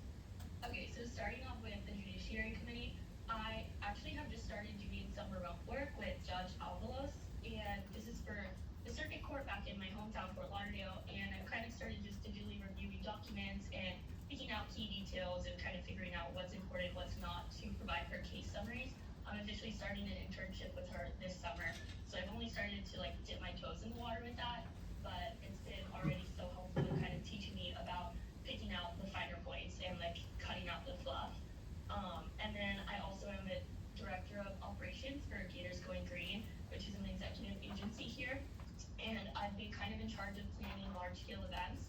So 2 of these events, one already happened in January. It was the first ever Sustainability Leadership Summit, and that was held at the Rights. We're also planning one in Earth Day celebration coming up in I think less than a month now, and that's also at the Rights. So I've had to kind of look at a bunch of like governing documents because as I'm sure you guys know, the Rights is pretty particular on what they allow. So like I've had to look at the event service policies and the community standards to kind of see what is actually feasible under the law and what we can do without creating too much liability. So I think that's pretty helpful in determining like what is actually possible under certain policies. And then I was also a new member ambassador for Delta Gamma, so I kind of had to learn all my organization's bylaws and then present these also to other people. Awesome. And then lastly, what ideas, oh wait, go ahead. May I say that? Yeah. Okay, about rules and ethics. So I mentioned my work under Gators Going Green, and I was kind of controlling a team of ambassadors. So that was like working with attendance and strike systems and communication, and then I kind of did the same thing for the College of Liberal Arts and Science Student Council, and that was working with like mentor-mentee, pairing them and doing the same kind of stuff. Yeah, awesome. And then the last general question we have is, what ideas do you have if you were to be selected for this role? Okay, so for the Judiciary Committee, I think the most important thing is kind of working on clear explanations on like really why bills are passing or failing. And in the creation of a bill, there's already sources which senators have to include. And I think it's really important if during the presentation of their bill, they're able to explain these sources and why they picked them, what they are, how they apply specifically to this bill, and why they're passing the constitutionality requirement. And if they can do that, I think it'll help them to produce better legislation, and it'll also make the job of the Judiciary Committee a lot easier. And I think that also if the Judiciary Committee is able to kind of explain clearly to the Senate and to the general public why these bills are passing and why they're failing based on the criteria, I think that's going to help a lot with transparency, especially with the general public.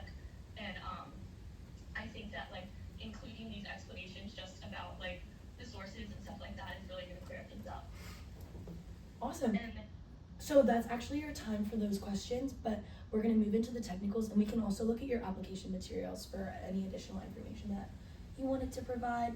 But for the first technical that we're going to go into, we'll go for Judesh. The first question is, what are the 5 criteria for reviewing all legislation?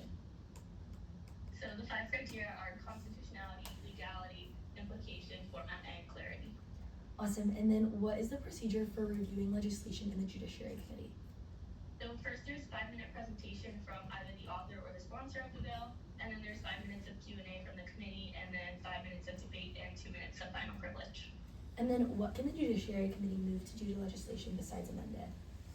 Pass, postpone, table, and fail. And then for the rules and ethics technical questions, how many absences does it take for a senator to be resigned by non-attendance, or in other words, expelled from Senate? So in a regular term, the spring or the fall, it takes 3 unexcused or 4 total unexcused and excused. And then in the summer, it takes 2 unexcused or 3 total unexcused, excused. And then when do absences and constituencies reset for all senators? Absences reset at like the beginning of each Senate term, and then constituency starts on the first day of classes and then ends at the last Senate meeting of that same semester. Awesome. And then the last question we have for you is, do you have any questions for us? No, I don't. Thank you guys. Yeah, of course. Thanks so much for phoning in. We'll be getting back to you shortly. Perfect. Have a good one. Bye, you too. Okay, and then Luke should be in person. Okay.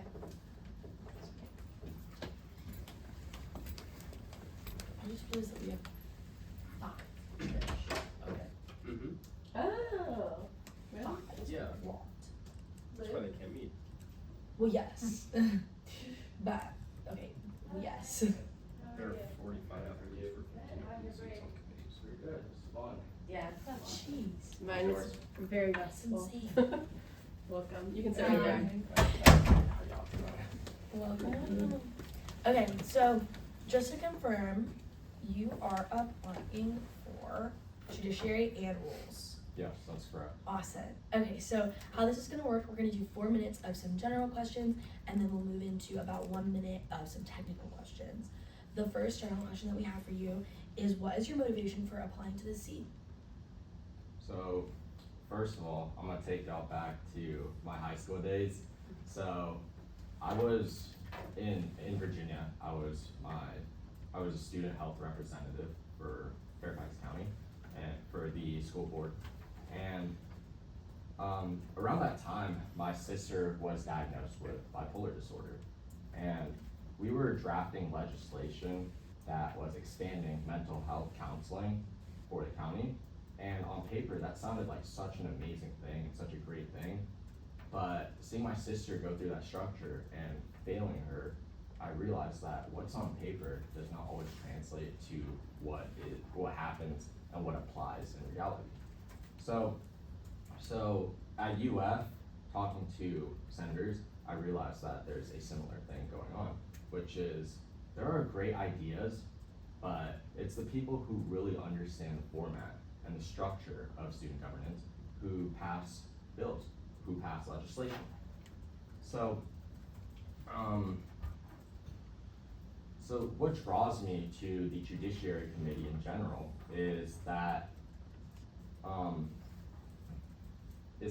it's not really about advocating or about debating about your own bias of like what you want, but rather it's about evaluating. It's about evaluating not just what's on paper, what's like not just evaluating, oh, is this like a great idea, but it's about evaluating how this is actually going to impact people in a real way and the implication of that.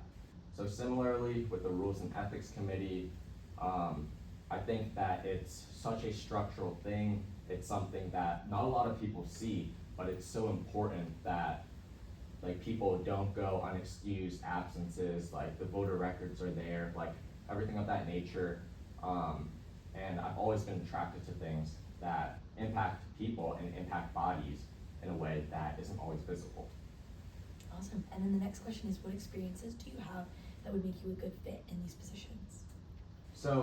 So in my work as a student health representative, I found that there were a lot of students struggling in mental health around our county. So I started a nonprofit in my high school, which was called Voices of Mine. And what we did was we published a book at the end of the year where people would write poetry, arts, essays about their mental health struggles. So in the beginning, it was easy. It was, all right, just evaluating it.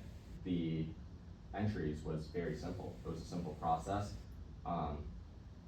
But as we grew to over 100 contributors, I realized that there had to be a structural framework that had to scrutinize and really understand and evaluate what was coming in. So like similarly to like the Judiciary Committee, like you have to scrutinize and understand that. So like that's not just like that's a very ethical thing like that I realized is to understand that within that structure. And moving on, I mentioned my role as a student representative. Like we were writing legislation for over like 200,000 students in our county. And what I realized through that is that there's not a lot of room for ambiguity and there's not a lot of room for mistakes for that. So that's time for the general questions, but we're gonna move into the technical questions for Judish. The first question is, what are the 5 criteria for reviewing all legislation? Okay, so the first one is constitutionality, which is, does it align with the UF Constitution? Second one is the implication, so why did the author of the legislation write this? Third is the legality of it, so does it align with the rules and the codes of the UF government and also of UF in general? Fourth is the format of it, so is it organized correctly, is it structured correctly or not? And last is the clarity of it, so is there any room for, is there any ambiguity to it? Is it understandable or clear? Mm-hmm. And then what is the procedure for reviewing legislation in the Judiciary Committee? So first is a 5-minute open presentation from the author or the sponsor of the legislation. Second is a 5-minute Q&A from the Judiciary Committee. Next is 5-minute open debate within the committee, and then last is 2 minutes of final privilege.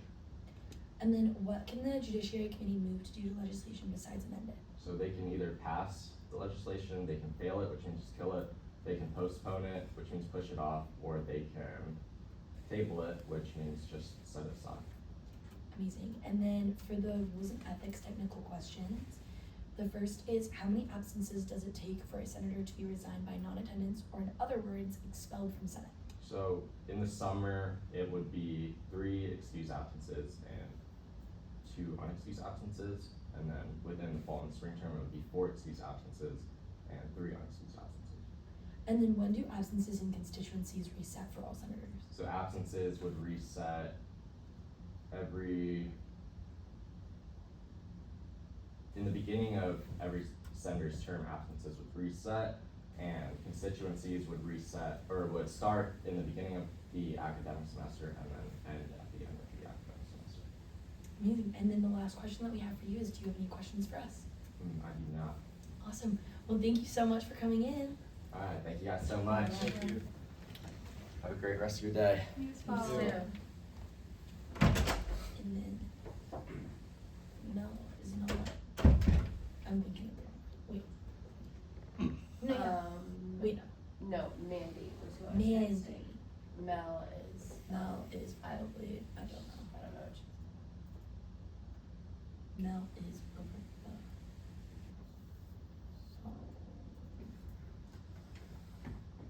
Oh.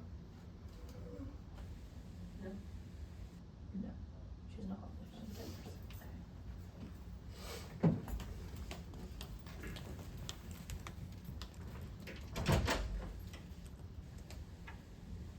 Mel?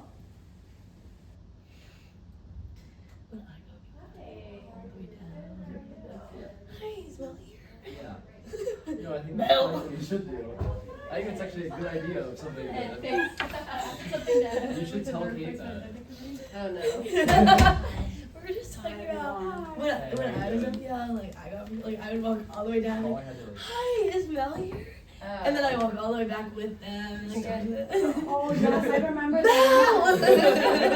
that. Anyways, we'll jump right into it. So just to confirm, you are interviewing for the Judiciary and the Rules Committee. Yes. Love it. Okay, so how this is gonna work? We're gonna do 4 minutes of general questions, and then we'll move into 1 minute of technical questions. Okay. So the first general question that we have for you is, what is your motivation for applying to these seats? Well, during my time in Senate, I quickly realized that most of what students experience on campus comes down to the decisions that we make and how we choose to uphold them. So that is a big motivator, definitely, as to why I want to be part of a committee and a group of people that essentially ensure that our Senate works the way it's supposed to and it meets the expectations of students.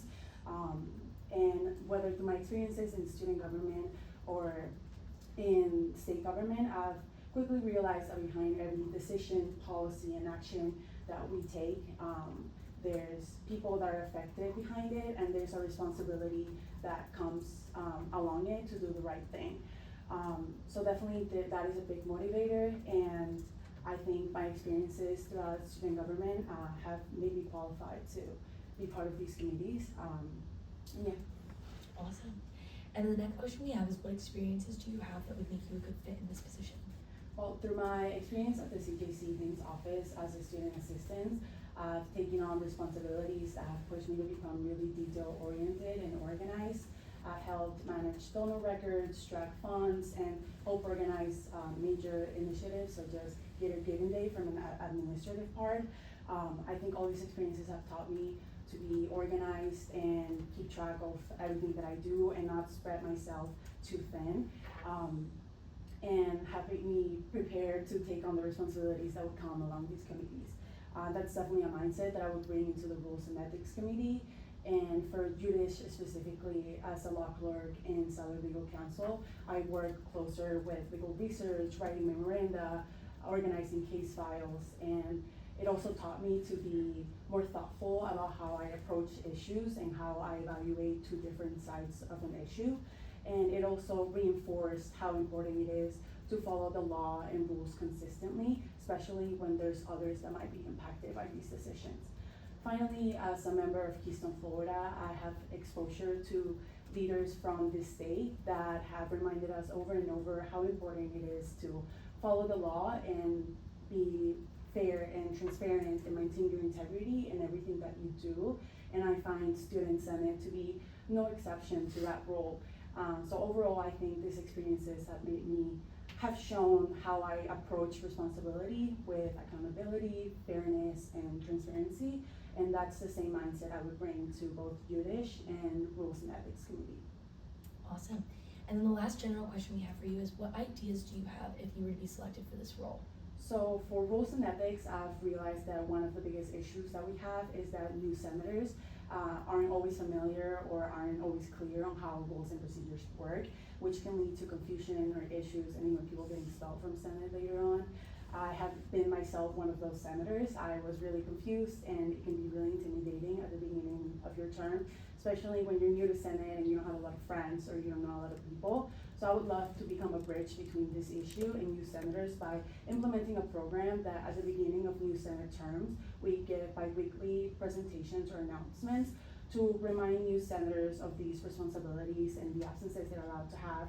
So it's something that they understand easy early on, and it's not just something they figure out later on once they have an issue. Also, I would like to implement a Google Drive program so senators can keep track of the absences that they have and the constituencies that they have done. I think this would help both the committee and senators keep track of these things, because sometimes people miss a meeting and maybe they don't keep track of it, or they forgot to submit their voter record. And I think this would be like a great initiative to have. For Judish specifically, I would just like to make the process more accessible. I think the current Judish Committee has done a great job at it by creating presentations and little guides on the Senate resources page that we can follow as to how to write legislation and that is time. Okay. But we also have your application materials too, so we can always look back at your ideas. But we're gonna move into the 1 minute of technical questions, starting with Judish. The first question is, what are the 5 criteria for reviewing all legislation? Constitutionality, implication, legality, clarity, and format. And then what is the procedure for reviewing legislation in the Judiciary Committee? 5 minutes from presentation from author or sponsor, 5 minutes question and answer from committee, 5 minutes of debate, and 2 minutes of final privilege. And then what can the Judiciary Committee do to legislation besides amend it? Pass it, postpone it, fail it, or table it. And then for the rules, technical questions, how many absences does it take for a senator to be resigned by non-attendance, or in other words, expelled from Senate? During fall and spring, senators are allowed to have 3 unexcused absences or 4 combined excused or unexcused. And during the summer, they're allowed to have 2 unexcused absences or 3 combined excused or unexcused. And then when do absences and constituencies reset for all senators? Absences reset at the beginning of new Senate terms, and constituencies begin on the first day of class of an academic semester, and then at the last Student Senate meeting of that same academic semester. Awesome. And then do you have any questions for us? That's it. Yeah. Awesome. Thank you so much for coming in. Thank you so much, guys. Of course. See you later.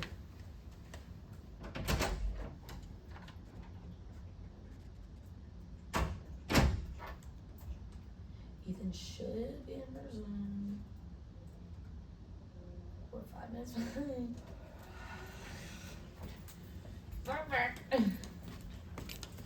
I'll go all the way down and greet him very soon.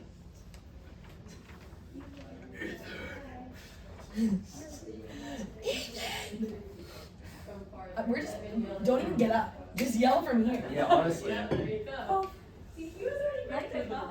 He didn't even walk all the I way said down. instead of getting up, we should just yell from here. Yeah. Just leave the door open. Yeah. Ethan! Hi. I like your tie. Oh, thank you. I just brought this one up actually. So, Love it. Okay, so just to confirm, you're applying for the Judiciary and Rules Ethics Committee. That's correct. Perfect. Yeah, I have a couple things to hand out. Can I do this? Awesome. Yeah, of course. Yeah. I have your resume and idea sheet for everyone. Perfect. Yeah. We'll just take one pass it. Yeah. Okay, so essentially how this is gonna work is we're gonna do 4 minutes of general questions and then we'll move into 1 minute of technical questions. And for the first general question we have, what is your motivation for applying to this seat? Yeah, so I've always been incredibly interested in law as like an academic field. And so, I've learned about Hammurabi's Code and Roman law and throughout time, and I love history too. And I think I see this as kind of these two committees as ways to kind of apply that in a more practical lens and kind of look at, someone's absences or certain piece of legislation that was submitted and kind of apply these rules to it. Awesome. And then the next question we have is what experiences do you have that would make you a good fit for these positions? Yeah, so first I've clerked for the Judiciary Committee 3 times now. And so in that role I've felt a lot more comfortable with the committee and what they do and kind of what the meeting by meeting looks like there. And then I've also worked on certain codes and rules and procedures changes. I actually have 2 that I'm ready to submit to the committee as of now. And so in doing that, it really kind of demystified the codes news. Before that, it was kind of like, ooh, it's the codes, it's the rules and procedures. It's like this big scary document. And now it's like, I kind of feel like I see it for what it really is. And it's really helped me learn, oh, this is what's expected of us as senators, and this is why we do X. And I feel like that would be very versatile for both committees. Yeah. And then lastly, for the general questions, what ideas do you have if you were to be selected for these roles? Yeah, so my first idea here pertains to the Judiciary Committee, and it would be a internal process, something that's not necessarily codified in the rules and procedures, but something that we would kind of just use. And it would be a set number of amendments that the committee would be willing to issue to a bill before just tabling it. And something that I noticed, I just remember one very specific piece of legislation that was submitted. It had a fair amount of grammar mistakes and ended up being amended at least over 10 times. And I just felt like it just, at a certain point, it becomes kind of not worth the committee's time. And so in order to kind of justify to the author of the bill, if the committee had a specific kind of just internal process of, okay, this is a set number of times we're willing to amend it before we kind of just think that the bill needs to be tabled and give the author time to amend it on his or her own accord. And so my second idea, also pertaining to the Judiciary Committee there, is this is something I was actually inspired by Chairwoman Melamed, in that she kind of talked about expanding the legislation workshops, which I found incredibly helpful when I first joined the Senate last semester. And I figured these could be applied to the codes, the rules and procedures, the UF student constitution, just kind of key documents we have here. We learn about the election rules in the 700 codes and the finance rules in the 800 codes, and really just kind of expands the education we do there. And then the last idea I have pertains to the Rules and Ethics Committee, and that one would be an Excel sheet for just available to all senators detailing absences. Specifically, as absences are kind of go from Senate session to Senate session, there's kind of a break in the semesters, and it can be kind of hard necessarily to keep track of, oh, was this last Senate session or this Senate session? And so I feel like this shared Excel would just have it all for the specific session, as well as you could watch your half absence be given back if you attend like an I&C social that we're put on. Awesome. Okay, so now we're going to move into 1 minute of technical questions. Yeah. Starting with the Judiciary Committee, what are the 5 criteria for reviewing all legislation? Yeah, so the 5 criteria are legality, is the bill legal within the confines of the law? Constitutionality, is the bill up standards with the U.S. Constitution, Florida State Constitution, UF student constitution. Implication is how will this bill be looked upon for kind of outside the UF, how will it make the UF Senate look. Then there's format, is it formatted correctly? So if it's a resolution, is it how a resolution should look, etc. And then clarity, is it clear and concise and evident what it's trying to get across? And then what is the procedure for reviewing legislation in the Judiciary Committee? Yeah, so it starts with 5-minute opening presentation by an author or sponsor if present, then moves into 5 minutes of question and answer, 5 minutes of debate, and 2 minutes of final privilege. And then what can the Judiciary Committee move to do to legislation besides amend it? They can pass, fail, postpone, or table, although besides amending it. And then for the rules and ethics technical questions, how many absences does it take for a senator to be resigned by non-attendance, or in other words, expelled from Senate? Yeah, so for the fall and spring term, you need 4 combined excused or unexcused absences, or just 3 unexcused. And then for summer, you would need 2 unexcused or 3 combined excused and unexcused. And then when do absences and constituencies reset for all senators? Yeah, so constituency is predicated for academic semesters, so constituency resets on the first day of the academic semester and goes to the last Senate meeting. So for this one, it would be the 21st, I believe, is our last meeting there. And then absences are based upon the Senate session, so they reset the first meeting of the new Senate session, the new senators sworn in, typically the second meeting of a 2-meeting block session there, and then would end at the first meeting of the next block session. Awesome. And then do you have any questions for us? Yeah, so I believe I understand kind of the basic responsibilities of each committee and what it means to sit on each committee.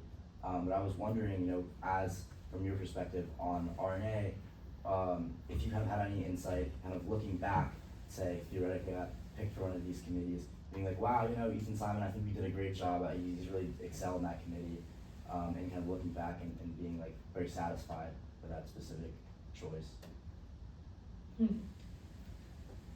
Wait, I honestly am not sure what you just said. Oh yeah. What were you saying? I was following, and then I lost you're at the end. Essentially, just any way you kind of ideas you have about like excelling on you. Yeah. Okay, yeah. I would say I don't know why I'm talking. I have no experience on either of these, but I think that you're right. I think your ideas are very spot on with like judiciary being more efficient and making sure that like grammar is not even like a technical thing. Grammar is something that we go to the University of Florida, people should know how to write sentences. So like that's a really good idea of like starting at a foundational level, building up. Like if your grammar is wrong, like don't give it to us yet. Like you need to figure that out first. So I think that that's a really good idea for the Judiciary Committee. Rules and ethics, I think it's just good to be aware of how many absences you have too. So like I think everyone should be kind of doing a good job of doing that on their own, but I think even giving them the opportunity, all senators, the opportunity to see it for themselves and like have like a centralized document would be a good idea too. So yeah, I think that you're on track with making everything more efficient and more accessible for everyone. So yeah, Thank you. of course. Thank you so much. Yeah, but that's all we have for you. So Alright. thanks so much for coming in. You all have a good day. Thank you as well.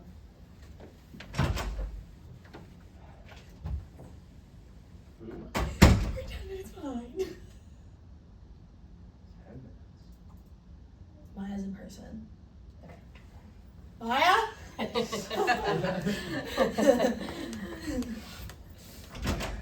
still need to go to the bathroom too. It worked! You might have like 5 minutes. Yeah, it No, looks you great. won't. No, I won't. No, I won't. Hi. Hi. Welcome. So, just to confirm, you're applying for the Judiciary Committee. Yeah. Awesome. Okay, so how this is gonna work, we're gonna do 4 minutes of some general questions, and then we'll move into 1 minute of technical questions. The first general question that we have for you is, what is your motivation for applying to the seat? Yeah, so over the summer, I interned for my local congressman's office, and there I was the first point of contact between constituents and then the congressman. And so I really got a feel for like representing my community. And also I got to witness firsthand the legislative process and kind of see how that process kind of happened, and also being there to edit things and kind of put in some of my input, which was really fun. And so all those factors kind of led me to wanting to be a senator and represent the student body here at UF. And being in Senate has been so much fun, but I definitely want to try and have a larger role within Senate. So I feel like being a member of a committee and definitely like going to Sunday meetings and then having my own opinion to the legislation that comes across and deciding which 5 criteria, either like if it passes or if it doesn't or anything like that. And so having my own opinion in legislation is a big way that I really want to play a larger role within Senate. Awesome. And then what experiences do you have that would make you a good fit in this position? Yeah, so kind of what I just talked about, having the experience of interning and seeing the legislative process firsthand within the House of Representatives is a huge factor that has given me a lot of tools in like editing and writing my own emails and then helping with the legislation firsthand. And then also separately, I last term got to help with the rules and procedures, kind of going through the unsuspendable and suspendable rules from the old versus new rules and procedures. And that gave me a huge like input into how Senate really runs and on a deeper level understanding like what Senate is supposed to be like. So having that new experience and new understanding of Senate as a whole definitely really prepared me to take on a larger role and be a member of the Judiciary Committee. And then also having attended meetings and clerked for meetings, I feel like I just have a large understanding of how meetings are supposed to run and what's expected of me. So I think that all those factors kind of really prepare me for this role. Awesome. And then what ideas do you have if you were to be selected for this role? Yeah, so actually I brought an idea with me, I'll just get to you after, but a lot of my ideas kind of correspond with making the meetings more efficient and also making it more accessible to students and senators as a whole. So my first idea, I really want to work closely with I&C and post videos about how to read and write legislation. So I think being able to, a video to write legislation would be really helpful for new senators, because coming in, it's kind of really scary writing legislation. I know like you can reach out to people, but some people are a little scared to do that. So having like a video that you can just go back to and watch on your own while you're writing it would be super helpful, I think, especially like to get more comfortable with the process and then bring it to the meeting. And then also I think a video of how to read it would be really helpful for the student body, because a lot of people don't understand really what Senate does. So if they're able to read the legislation by themselves without having to be kind of, if they're interested in it, they can go find it online and learn how to read it, which I think would be really cool. So they could actually understand the legislation that we're writing. And then also separately, I want to create like a sort of system where it's like an outreach program where people on the committee can, or senators can reach out to people on the committee while they're writing legislation again, so they can write legislation with someone on the committee, and that way when the legislation comes at Sunday's meeting, it's already like looked at and worked on, so that way meetings would be more efficient, because there'd be less like things that they need to be fixed, because it would already be like written along with someone on the committee. And again, I have an idea for like the R&P meetings. I don't know if that's going to continue going on, but I thought meeting twice a month would be like a nice structure for it, so that way a lot of people work better like with deadlines, so that way if they have an actual deadline twice a month, that way they can look through it, fix what they needs to be, like a certain number of things that need to be fixed, they'll just do that, and then we can all, or everyone can just bring it to a meeting and then go over it, so people know what's been fixed and also what needs to continue being done. Amazing. Okay, well, we're going to move into 1 minute of technical questions now, starting with, what are the 5 criteria for reviewing all legislation? Legality, constitutionality, implication, clarity, format. And then what is the procedure for reviewing legislation in the Judiciary Committee? So it's 5-minute presentation from the author sponsor of the bill, then it's 5 minutes of Q&A from the committee, then 5 minutes of debate, and then 2 minutes of final privilege. And then what can the Judiciary Committee move to do to legislation besides amend it? They can pass, fail, postpone, and table it. And then do you have any questions for us? Not really. Totally fine. Thank you so much for coming in. And yeah, we can take your idea sheet too. Oh, perfect. Thank you. Thanks. Where's your top from? Aritzia. Yeah. That was like probably the worst answer you could have given. It was, I know, it was my mom, but I took it from her. Yeah. Yeah. I'm obsessed with it. Okay. Bye. Bye. You too. Thanks, bye. Is Kyle in person? No. No? No. It's so expensive. I know. And how would Drop it you back know, there. Mr. I don't watch Walt Disney World wedding shows? You're correlating. Yes! I feel like that's not even remotely similar. No, I'm absolutely It's coordinated. giving girlfriend of 5 years. Yeah. There's a big okay. Yes! I meant what I said. And I'm into it. Okay, we're going Kyle. Oh, maybe you guys can get married at Walt Disney World. Oh. She's a huge Disney fan, but Wait, no. seriously?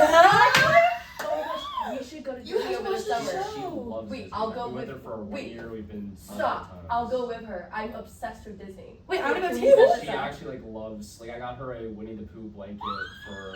Okay, you're having a Disney wedding. Oh wait, Uh-oh. we need to like talk about this. I'm a big Disney He fan. is so gentle. Like I would have a Disney. Gentleness. I Through know gentleness I spirit. first saw him. Okay, Kyle.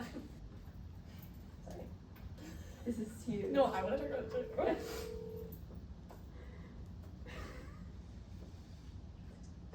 Hey, Molly, can you hear me? I can hear you fine. How are you, Kyle?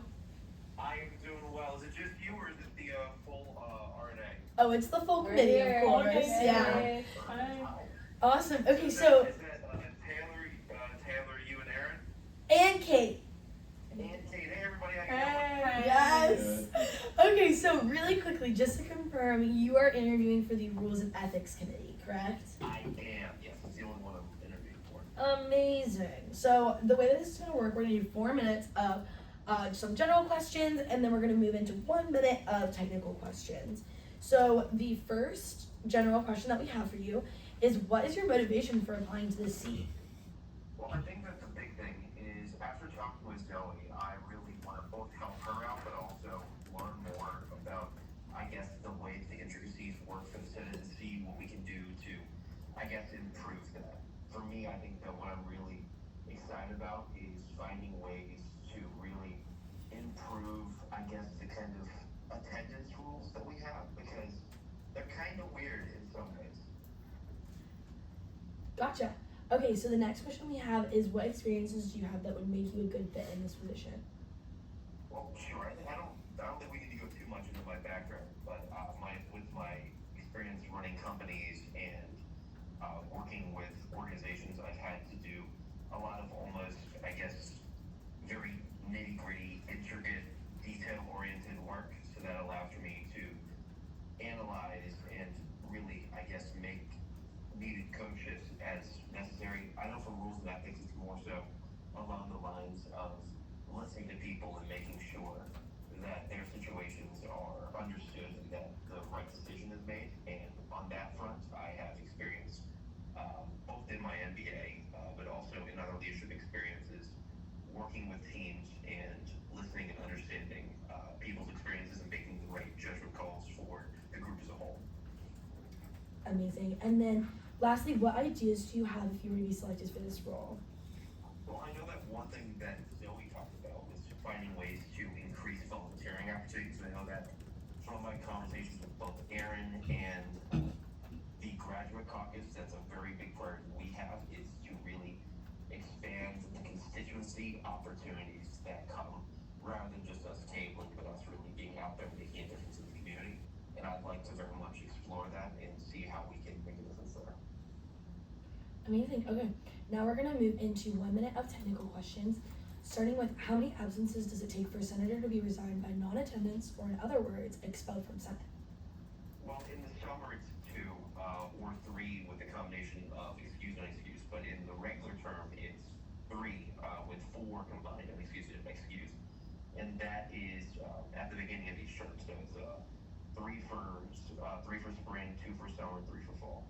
Awesome. And then when do absences and constituencies reset for all senators? Those are at the beginning of each new term. But the constituency begins on the first day of classes and ends on the last Senate meeting of that semester. Awesome. And then, do you have any questions for us? Is there anything that I can explain better for you to show that I have the background for this role? I don't think so. I think you did a really good job of kind of explaining everything during the interview, and we can also look back at your application materials as well. So thank you so much. Perfect. I'll let you guys escape to the next group. Good luck. Thank you so much. Thanks. Bye-bye. I'm going to bed. We have 5 minutes. Until Taylor. Oh my This is gosh. This is us in 2021. Wait, don't do that. 2021? Is that your 1 year? Or what? Yeah, we started dating in July. Of Oh my 2021? gosh, I'm gonna cry. I'm gonna cry. That's crazy. I want a boyfriend. I won't go with like a boyfriend to Disney until at least a year in. No, and me well, and my ex-boyfriend should okay. make it a year, so. Wait, no, we started dating in June. On the record. Sorry, we started dating in June. That's totally my bad. Oh. I was June 27th. But this is, I asked her out, asked her to be my girlfriend on the Hulk coaster at Universal. What? Wait, that's honestly awesome. Wow. We have a picture of it because it was right when they have the Stop. photo. So I'm like, we have the photos. What? Wait, let me see. Oh my gosh, this was during COVID. Me and my friends, we would go because my brothers had passes, but they stopped doing fingers. So they would use my brother's passes. Wait, this is us at Universal. Oh Very my cool. god, wait, you look like such a baby. No. How old are you in that? In this, I would have been 17. Oh my god. That's crazy. Wait, is she your year? Yeah. Yeah. Oh my god. Oh my god. What was Like, this that is us for? in high school. This is Oh my homecoming week. Oh my gosh. Oh my gosh. There's like toga day. Yeah. Oh, this is homecoming, I think. I look really young in this. Oh I'm my not god. 40. Wait, I want to see it. No, we'll skip that. Oh. This is one of my favorite photos. This is us. Oh, Aaron, see you are a sweet guy. He's a gentle guy. There's us at prom. Oh my gosh. Back at Universal. We've gone to Universal and Disney a couple of times. Oh my gosh, this needs to happen over the Christmas summer. party. Like, I'm serious. Would she go with us, or would she be Yeah. like, those are your weird I gotta find Is she cooler than you? so much. Okay, so for context, for our high school She graduate, doesn't talk about the for our high school, she was in charge of the G5's Instagram at FSU. Really? Yeah, and so in high Oh school. my god, that automatically gives her like, if you could be in charge of a sorority Instagram, that's crazy. She was our senior class president, and I was valedictorian. So in our speeches on stage, she like introduced me and like came down. And there's like a photo of us like fist bumping on Yeah. stage. That was so good. That is like iconic. It's high school that year. Oh, Viking photos. Are these yours? Yeah. And then the most recent photos were us before UFSG. She was not happy about that one. What? Because. Well, she made me buy these overalls first of all, so now like I'm gonna wear these all the time. My brother has the, what's it called? The other one. So fire. That was so fast. What are you looking at? We're looking at, Photos of me and Lauren. Wait, I feel excluded. It's really, That's that's what what happens when you back pee. to high school homecoming. Okay, I will say be careful you're not gaining a personal. Yeah. That's why I'm trying to get the good angle. You're my good side. Wait, there's more of us at Disney. What is this? This is in 2022. So this would have been. Oh my gosh, you had so much hair. I had what? You had so much hair. Is she You're- natural blonde, or is she like a, She kind of like, it looks Yeah. natural. Yeah. Kind of. Wait, Mine have is you very not seen me clearly. with long hair. Is this? Have you missed this whole thing? Yeah. Oh, it gets worse than that one. It gets worse than that. What? Dude, me in high school? Are you kidding me? Oh, I didn't know that Were there's you a like high school middle part? chapter. My hair was like down here. Oh my god. What? I'm Yeah. stressed. This is a whole thing. Like I had a man it's bun time for for Taylor's cross interview. country. Taylor? Taylor! Taylor. Consider. Okay. So just to confirm, Hi guys, thank you so much for having me. we're so glad to have you. Just to confirm, you're applying for the role. I like it. Yes. Let me rewind it. Okay, so how this is gonna work? 4 minutes. 1 minute. I will time because my trusty timer is interviewing right now. Lost your vice chair. I know, what's going on? What's going on? Okay, enough. The first question is, what is your motivation for applying to this seat? Of course, I believe the Rules and Ethics Committee is one of the strongest ways that we can uphold the integrity and the strength of the Student Senate. There are so many people that would love to be in the places that we are, and we have to keep that in mind. I truly believe that we can't do any of the important work that the Senate does. We can't pass legislation if our senators are not here and meeting their attendance and constituency requirements. So within my experience at UF, a lot of it has had to do with accountability and attendance, and so I would like to bring those strengths to the Rules and Ethics Committee to better serve the Student Senate. Awesome. And then the next question is, what experiences do you have that would make you a good fit in this position? Of course, one of my strongest experiences is serving as Director of Internal Affairs for Flex, Freshman Leadership Experience.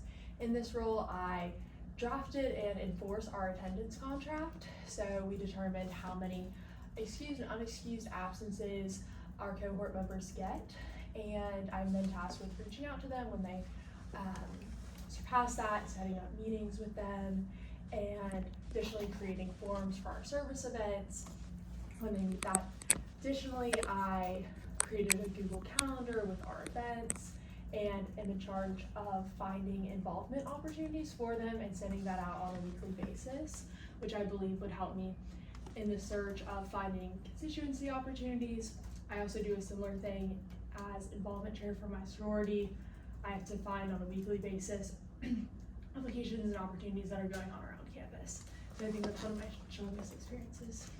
Awesome. And then the last general question we have is, what ideas do you have if you were to be selected for this role? Of course. One of my ideas is a submission form that senators can fill out with some of their own student orgs events that are going on. A lot of senators that are involved in their own separate involvements outside of Senate. That would make an easy way for us to go and support our fellow senators. Additionally, I believe there is lots of room for collaboration with the Information and Communications Committee. First off, former Chairwoman Finfrock implemented the close friends story. I think this would be a great place to put constituency opportunities, potentially on a weekly basis. Use the Information Communications Committee's strengths as far as graphics to create graphics for that weekly story. And additionally, collaborate with them for new senator orientation, just truly hammering into them what the rules are, considering absences in constituency. Awesome. Okay, now we're gonna move into 1 minute of technical questions.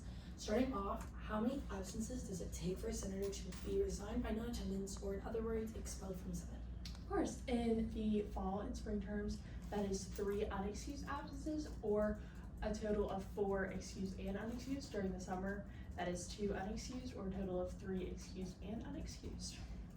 And then when do absences in constituencies reset for all senators? Absences reset at the beginning of each term, Senate term, and constituency starts at the beginning of each academic semester and then ends at the last Senate meeting of that same semester. Awesome. Do you have any questions for us? I don't think I do. Amazing. Thank you so much for your time. Thank you guys. Hope you enjoyed the rest of your interviews today. You too. You know, it's like you say YouTube to like someone who like yeah, but it's YouTube true. or whatever, but like it's true. It's literally true. Okay, so Isn't that you mind crazy? never showing you these ever Oh my again? god! That's, have 1 minute! that's me and that's Max Talab. Shut up. No, that's you? Yeah. Wait, I'm that ready is now, I'm ready not now, I'm real. ready now. That's like a lion's mane. Let's find out. Here we go. Yeah. So Where are you dressed at? I'm Aladdin for Oh. Um, no, you should have been George. There. Hashtag middle name mention. There's- Hashtag middle name mention. Okay, there's more. This is 60s Day, and I don't even want to get into this. Oh.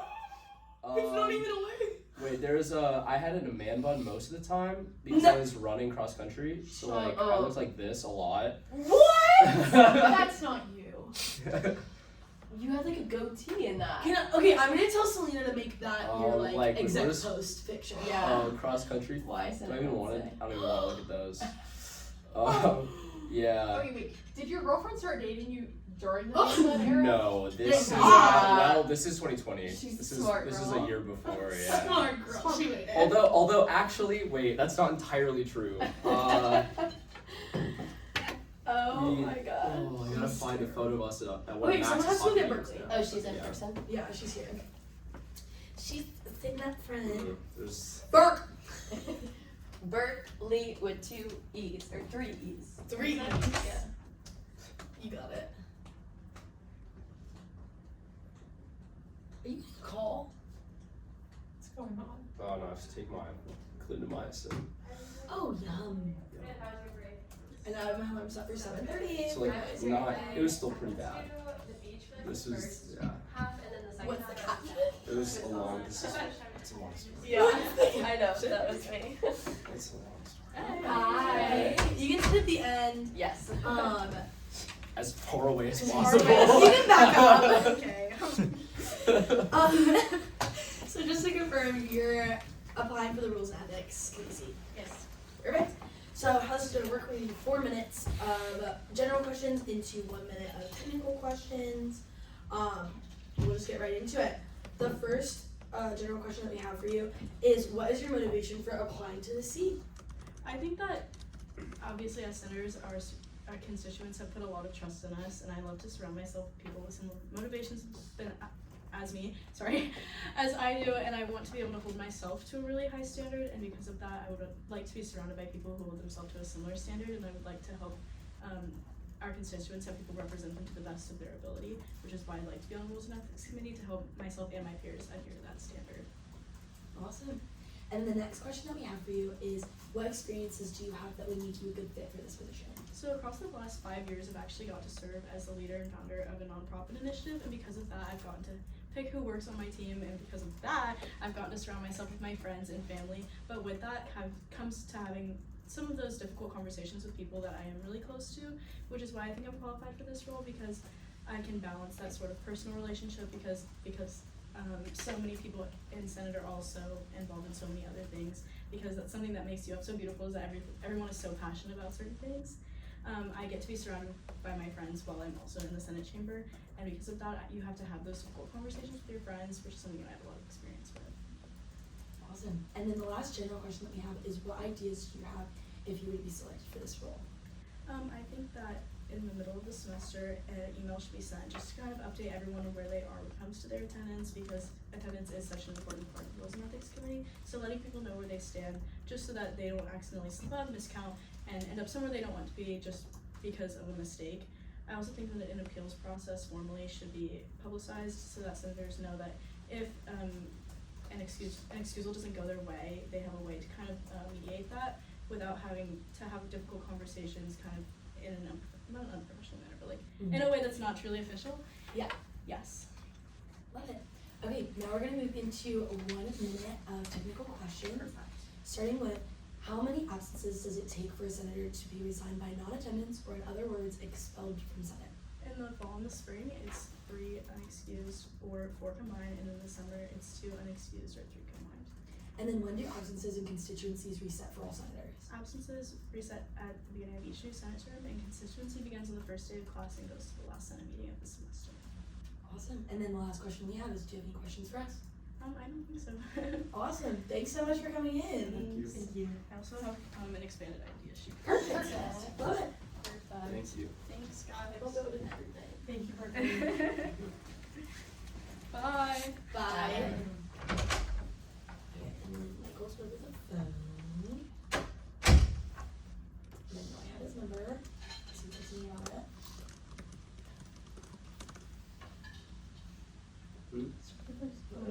Texted you. This is my number. That's fun. He emailed me, texted me on Snapchat, and texted me. It's like, yeah, I got your number. Like it's not in their application. Alright, and then. Oh, we're on time. You're welcome. Hello? Hey, is this Michael? Hey, Molly, how are you? I'm good. How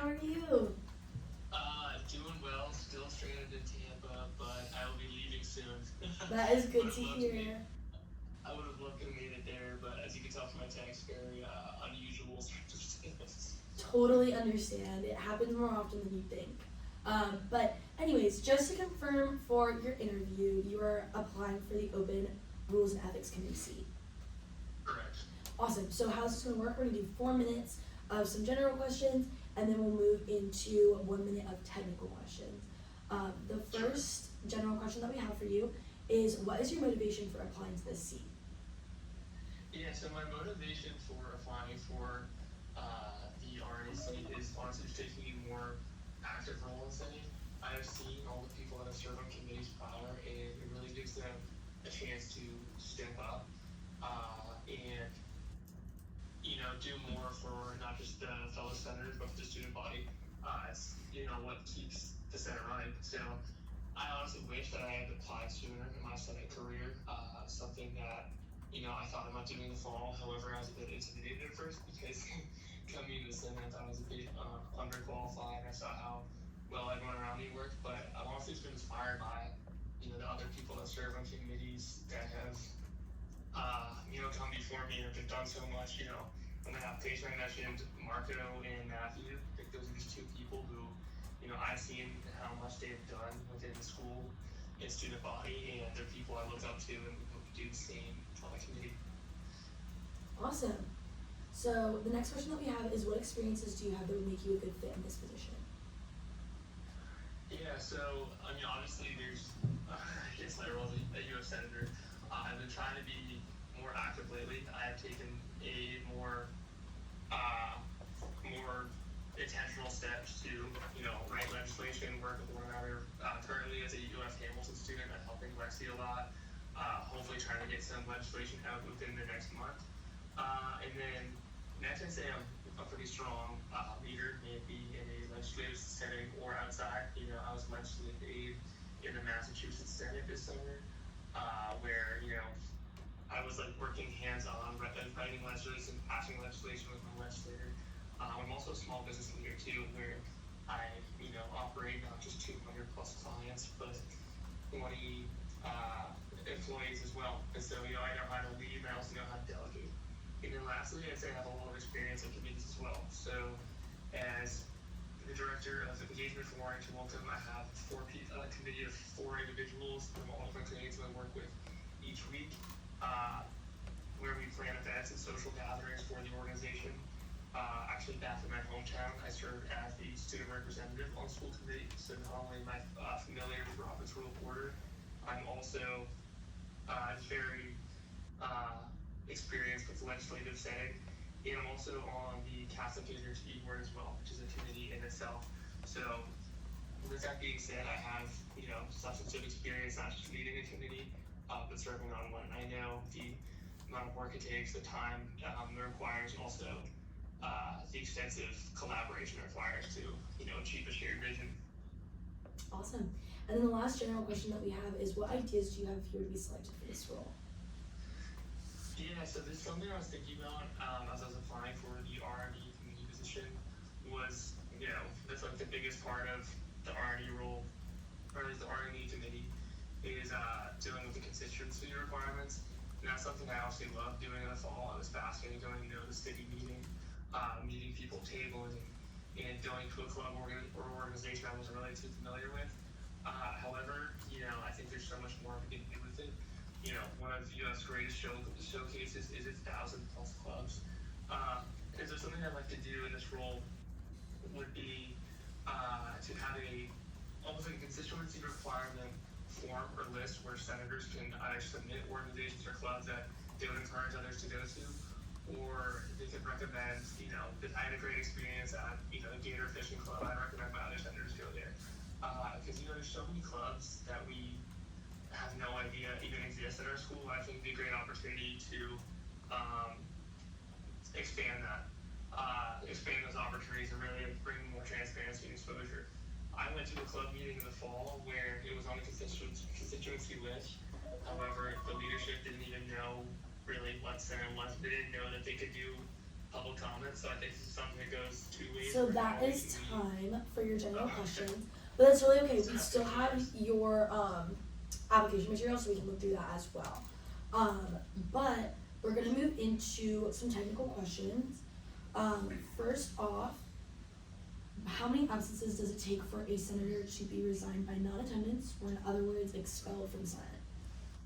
3 excused or 4 combined excused or unexcused, and that's for fall and spring. And in summer it's 2 excused or 2 unexcused, and then for a combo of 3 unexcused and excused. And then when do absences and constituencies reset for all senators? They reset at the beginning of each Senate term. And constituency begins on the first day of classes for an academic semester. Awesome, thanks. And then, do you have any questions for us? I guess just one question. I don't know if it's like just you there, if it's like a committee, but what would you say is like the most rewarding experience of serving on a committee? Anyone want to take that? Kate, I know you got this question. What's the most rewarding part of serving on a committee? Oh my gosh, great question. I would say the different strengths and like little passions and niches you learn about yourself. At least for me, with I&C, I've always considered myself like a math-centered person, and more math and sciencey. And then once I joined I&C, I started to see a more like creative side of myself come out, and I learned different strengths related to creativity and graphic design and things like that. So I would say the committee just kind of teach you a little bit more about yourself. Okay, sweet, I love it. That's all I have, unless you have any more responses. Awesome. Well, that's all we have for you. So thank you so much for taking the time to interview with us. You'll be hearing back from us shortly. Alright, sweet. Thank you so much. Take care. Bye. Take care. Bye bye. Crazy, right? Can I go get John? Yeah. Of course. Guys, I'm starting to I'm starting to lose it. It's not that much more time. No, it's not. I know, I got it. Yeah, you don't even get it. My husband, people will be talking, and and I'm like, John, You nod out. Come on in. yeah. Wow. Hi. Just take a seat. You can sit. Right? Yeah, sorry. You have your chair fixed out. How are y'all? Good. How are you? Good. Good to see you. Okay, so just to confirm, you're applying for the Rules and Ethics Committee. Amazing. So we're gonna do 4 minutes of some general questions, and then we're gonna move into 1 minute of technical questions. And we're just gonna jump right into it. So first question, what is your motivation for applying to this seat? So I think one of the things that are really unique about Senate is that you're an elected official. You have a role beyond just being a normal student government official. If you're in cabinet, you don't have as much of a mandate to actually be active and engaged because people voted for you. They expect representation from you. And I think that's a really important mindset, that we're not just accountable to ourselves, we're accountable to the people who voted for us. And that's a much larger accountability than just a normal role. And because of that, that's why R&E is a very important aspect of Senate. If we don't keep our senators accountable to being actually engaged in the meetings and coming to meetings and doing the things like constituency for their constituents, then they're really failing the most critical aspect of being a senator. Awesome. And then what experiences do you have that would make you a good fit in this position? So I've previously served on the R&E Committee last summer A and B, and that taught me a lot about the actual day-to-day of what you're doing in those meetings. Additionally, I'm currently in the process of becoming a student conduct officer for the Student Conduct Committee. So I think where that really will help me out is that when you're weighing the reliability and the credibility of things like excuses or appeals, that's where those skill set really comes in handy, because that's the entire aspect of Student Conduct Committee, is weighing the reliability and credibility of statements. Additionally, I serve as a flex director of Taylor. So we created a master attendance form and all that stuff, as well as I created a cohort contract, which set up our expectations for the cohort going into the year. So I've had a lot of experience with that, as well as serving as a bylaw chairman, and having created 3 bylaws myself in the fraternity, I have a lot of experience with legal documents and writing legal documents. Awesome. And then the last general question is, what ideas do you have if you would be selected for this role? So I think one of the best things that R&E has really developed on was creating that constituency calendar. That was an amazing step. And I think that what we can do to build off R&E and make it better is simply making it more transparent for senators to access information about how many absences they have, how much constituency have they completed, and for them to be able to confirm, okay, this is logged, this shows that I've already completed this, and it's easier for them to do than just, for instance, texting the R&E chair, which obviously adds a lot of time and waste on their potential uses of their time. So I think that using either like a viewable document that senators can look and see their own personal information on how many excuses they have would be amazing. I think that when the R&E chairman does their report, they should be able to get up on the slide and show, for instance, the calendar on the slide within the Senate, so people can just visually see what events are going on the next week or so. And I think that one aspect that I'd like to at least look a little bit into is specializing the roles of committee members a little bit more. So maybe 1 or 2 members are focused just on the calendar, another person is focused on a different aspect such as constituency, and another on absences. What this really does is, if it's a full committee job, it's easy for things to slip through the cracks. It's easy for people to forget what to do because they assume someone else is going to do it. If you specialize the roles a little bit more, it makes it their job, and it makes it their responsibility to do things. I've seen that really help out in my committees that I run in my fraternity as an executive board member. That is the world and the day and night difference between getting stuff done in committee is actually assigning tasks. I love it. So now we're going to move into 1 minute of technical questions, starting with how many absences does it take for a senator to be resigned by non-attendance, or in other words, expelled from Senate? So in the fall and spring, it's 3 unexcused absences or a combination of 4 unexcused and excused. In the summertime, it is 2 unexcused or a combination of 3 unexcused and excused. And then when do absences and constituencies reset for all senators? So that would be at the beginning of each new Senate term.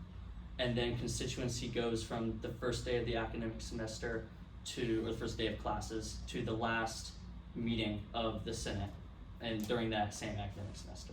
Amazing. And then do you have any questions for us? No, other than how was your spring? Very quickly, I know you have. Good. Good? Restful. Great? All right, cool. That's all I got Yes. right now. Good. Thanks so much for coming in. Thank you all. And I think I saw Sean out in there. Do you want me to? Yeah, Yeah, you you that's great. Yeah. Thank you all. Got that, John.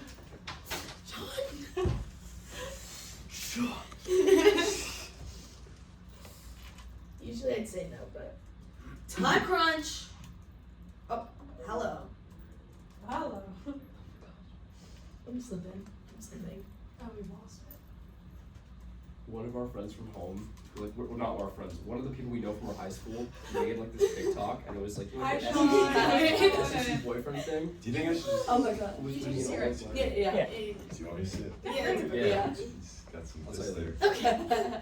Sounds like you're not SEC boyfriend. Okay, anyways. So, It's a long day. No, We're you're good. losing it. I know, you're almost so done. close. Well, welcome. Just to confirm really quickly, you're interviewing for the rules and ethics. That's right, yes. Awesome. So this, how it's gonna work, we're gonna do 4 minutes of some general questions, and then we're gonna move it to 1 minute of technical questions. Perfect.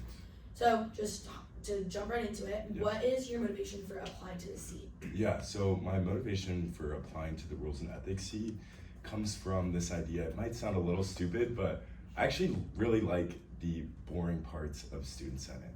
Obviously, you want to be a part of these huge legislation pushes or this massive budget, but you can't have that without the boring things, you know, recording absences, tracking attendance, even meeting minutes. Things like that are what make these big budget moves possible, and that's what I want to be a part of. You know, being a newly elected sophomore seat, I've seen the culture that we have at UF Student Senate.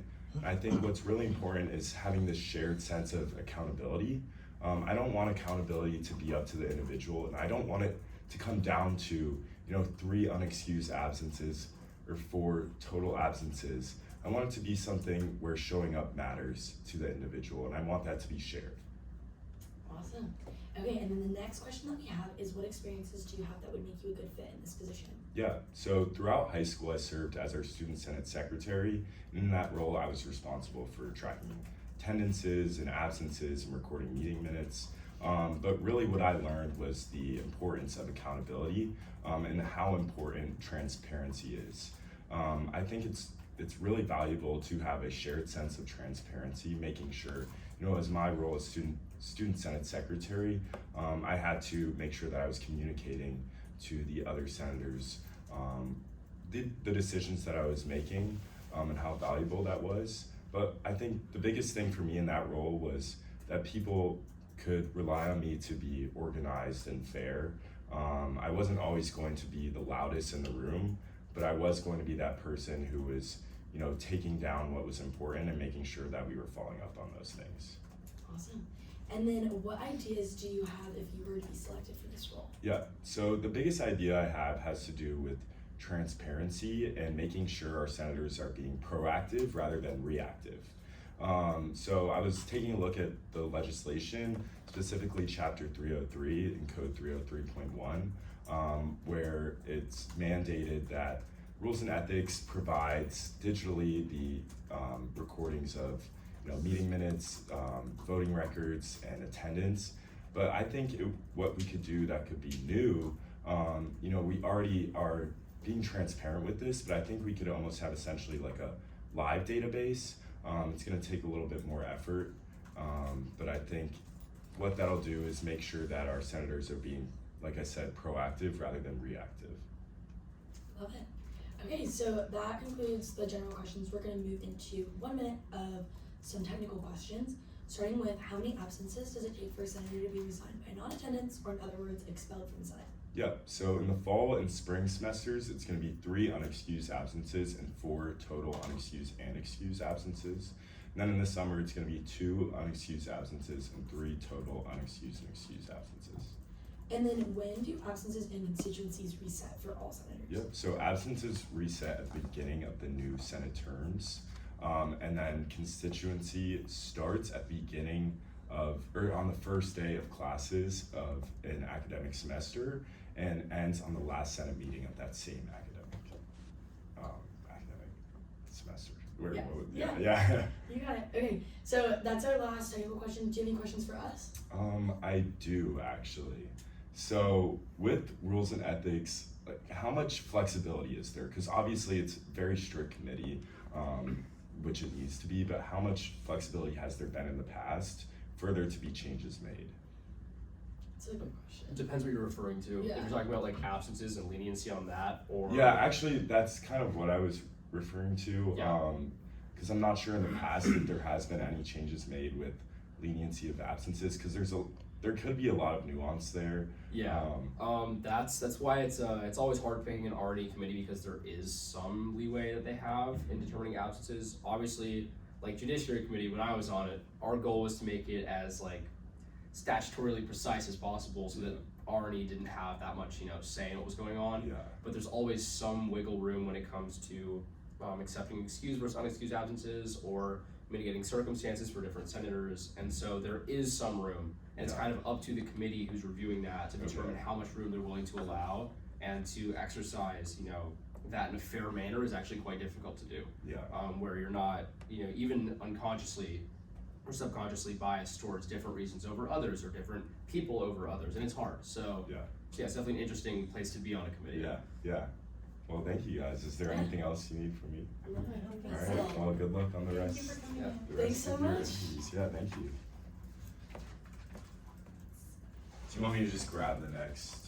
I think we have. Keys is actually over the phone. Yeah. Oh, Yeah, okay. we have one So more you're all rotation. good. Yeah. All right. But Thank you. thank you. Have a good rest of your days.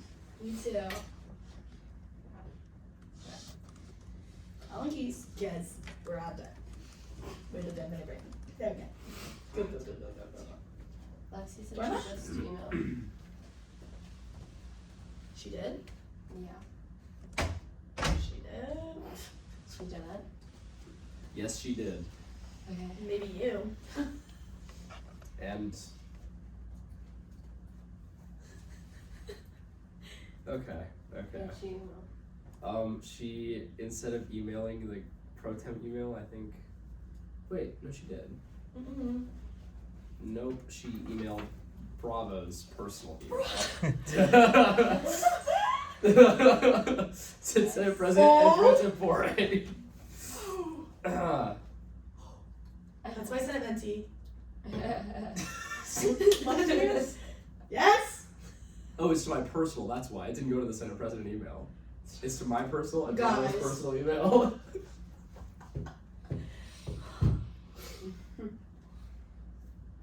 Okay. That's tough, dude. Okay. No, it's like it's fine. Like I don't care. She hasn't been here. She's like, Yeah. that's okay. Anyways, moving on. Keys.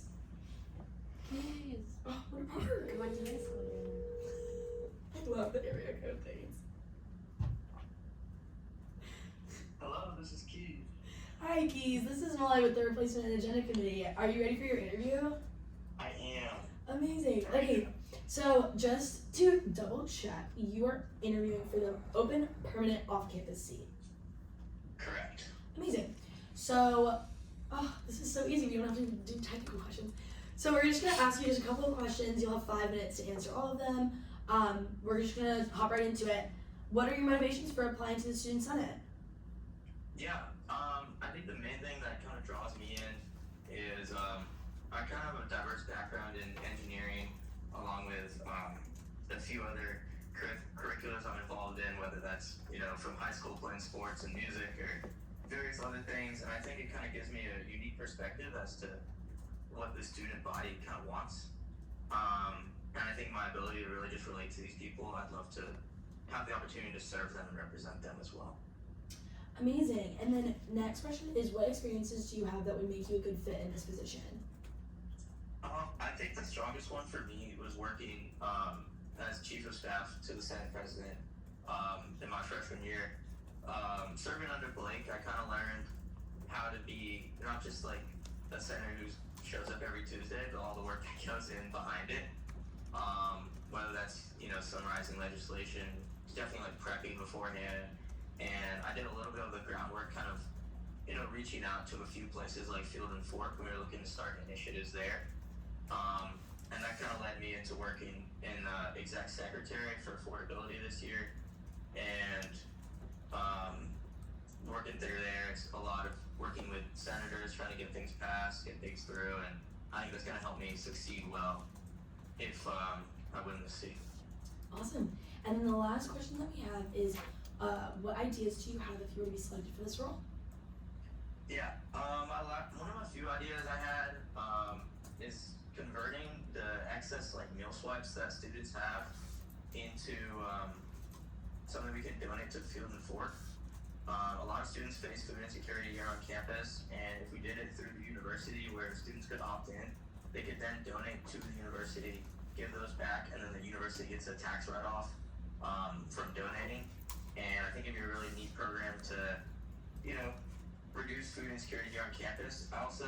My parents are here right now, and they're walking my dog. I think that's one of the things most people miss from home. So maybe just a day of mental health dogs, kind of finding ways to bring that in would be a good idea. I love that idea. That was the last question that we had for you. Do you have any questions for us? What are the kind of steps look like moving forward? I'd say. Yeah, so should you receive an email that you got the seat, you'd be able to start attending Senate meetings every Tuesdays at 7:30. And then if you wanted to, you could join committees, you could write legislation. Your commitment to Senate kind of looks different depending on how much you put into it. But generally, it's just kind of that email that you're waiting on, and then you can get started from there. Awesome. I know you guys have a bunch of interviews today, so good luck. I'm glad you're almost done. Thanks so much. Yeah, that's been a long day for y'all. It's been a good day. It's been great. But thanks so much. Yeah, We'll thank you. reach out to you very soon. Awesome. Thanks, Keys. Bye-bye. Bye. Yeah. No. Mackenzie Kurtz, who is also over the phone.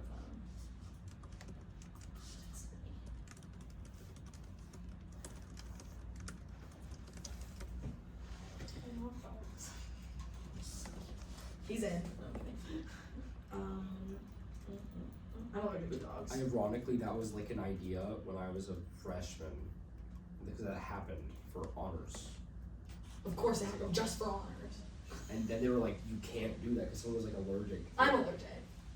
Well, don't go to the mental health dog That's day. what we said. We were, That's we were what, like, exactly. we were Like, they were I like, love hey it. guys, we're outside. We have like 3 dogs. If It's you also wanna say outside. hi, And then like 2 kids showed up, they were both deeply allergic to dogs. Why would you do that? Why And would so you do they that? couldn't have it the next semester. I was upset. 'Cause I That like was the so dogs. silly. In honors college last year, they did like this whole carnival and like with like inflatables. It was so fun. Love it. Need that.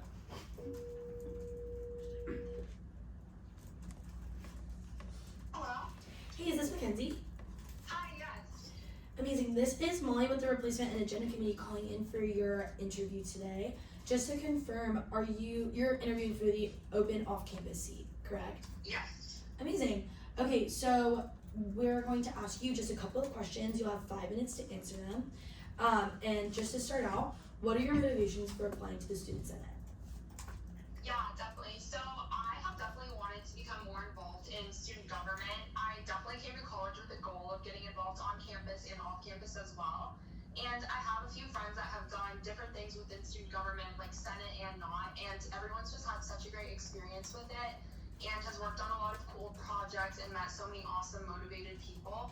So I feel like that's definitely a reason that I'm wanting to get involved, and I'm super excited to be here, so thank you guys. Awesome. Okay, and the next question that we have for you is, what experiences do you have that would make you a good fit in this position? Yeah, so I feel like my biggest experience that really like relates to this and would give me like a good background is I'm a part of REM on Campus, which is a pro bono consulting organization here at UF. And essentially what we do is we work with small businesses, like mostly in the Gainesville community, but also like outside as well. And we help them just like solve whatever business problems they have or achieve their goals. So this has like allowed me to work on a team. I work on a team of 5 different people, and we really just work with one business a semester and help them with whatever they need. So it's given me a lot of experience in communication, working with others, and then also like looking at what their goal is and the steps to do that. And a lot of the time it is like they have a goal, but it may not be feasible. So we go and like research different strategies and really like look into what the best option is and like the best way to get there. So I feel like that's given me a lot of experience with like both working with people, both UF students and just people within the community, and also solving problems like in depth and really like creating a good plan. So I feel like that is definitely like my biggest involvement that I think would really help me in this role. And it's also definitely given me a lot of experience working like on and off campus. Like I'm not from Gainesville, so it's definitely given me like an awesome experience to kind of like explore the different community we have here and learn about just like the different places and people. So I think that has been awesome and would really help me in this role. Amazing. And then the last question that we have for you is, what ideas do you have if you were to be selected for this role? Awesome, yeah. So I was like thinking about like different ways to make our resources more accessible and also like kind of increase safety, just like in terms of like off-campus students. So my first one is really just like digitalizing campus resources, and what I mean by that is like I'm gonna use the business school ones as an example just because that's what I'm a part of. But we have like the CAP mentors and like business career services, and they have so many different resources that a lot of the time it's like workshops or just different things that they host. And a lot of them take place at night, and a lot of students aren't aware of them, honestly. So one of my ideas was to live stream or record these sessions and upload them so that if a student needs like resume help, but they might not be able to attend the workshop or attend like a mentor session on campus, like they would just be able to see it like digitally.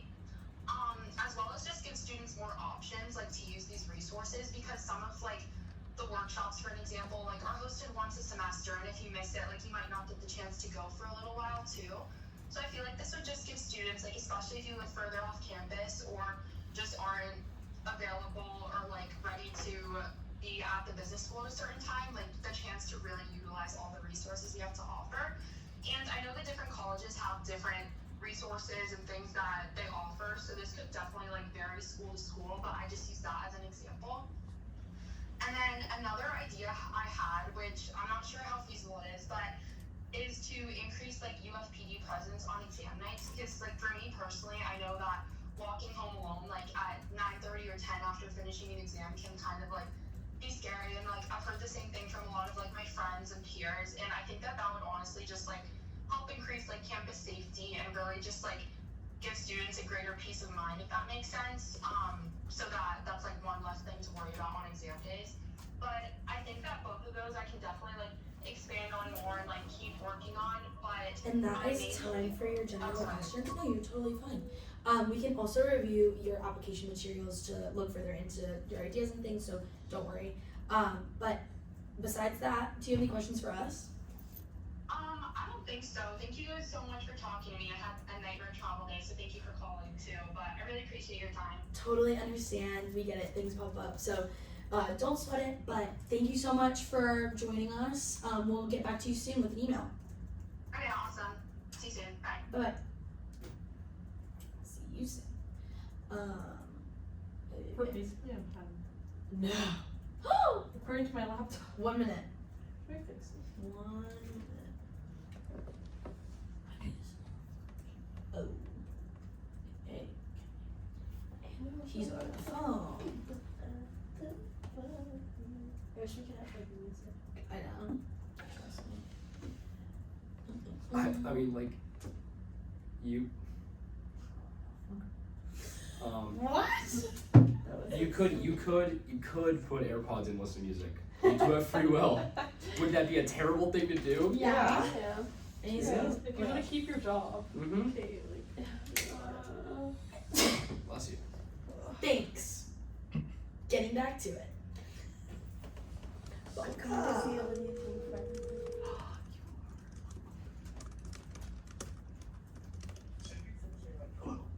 Hi, is this Akash? Yes, I'm actually here, so. Oh. Okay, you can go. Goodbye. Why does this keep happening? I'm here. They just want to let you know they have a phone. Yes. I don't think I'm doing something wrong, guys. I don't No, think you're not. You're not. I can't believe you're doing so much wrong. You can Hi. say. I didn't realize you were sitting out there. Hello, welcome.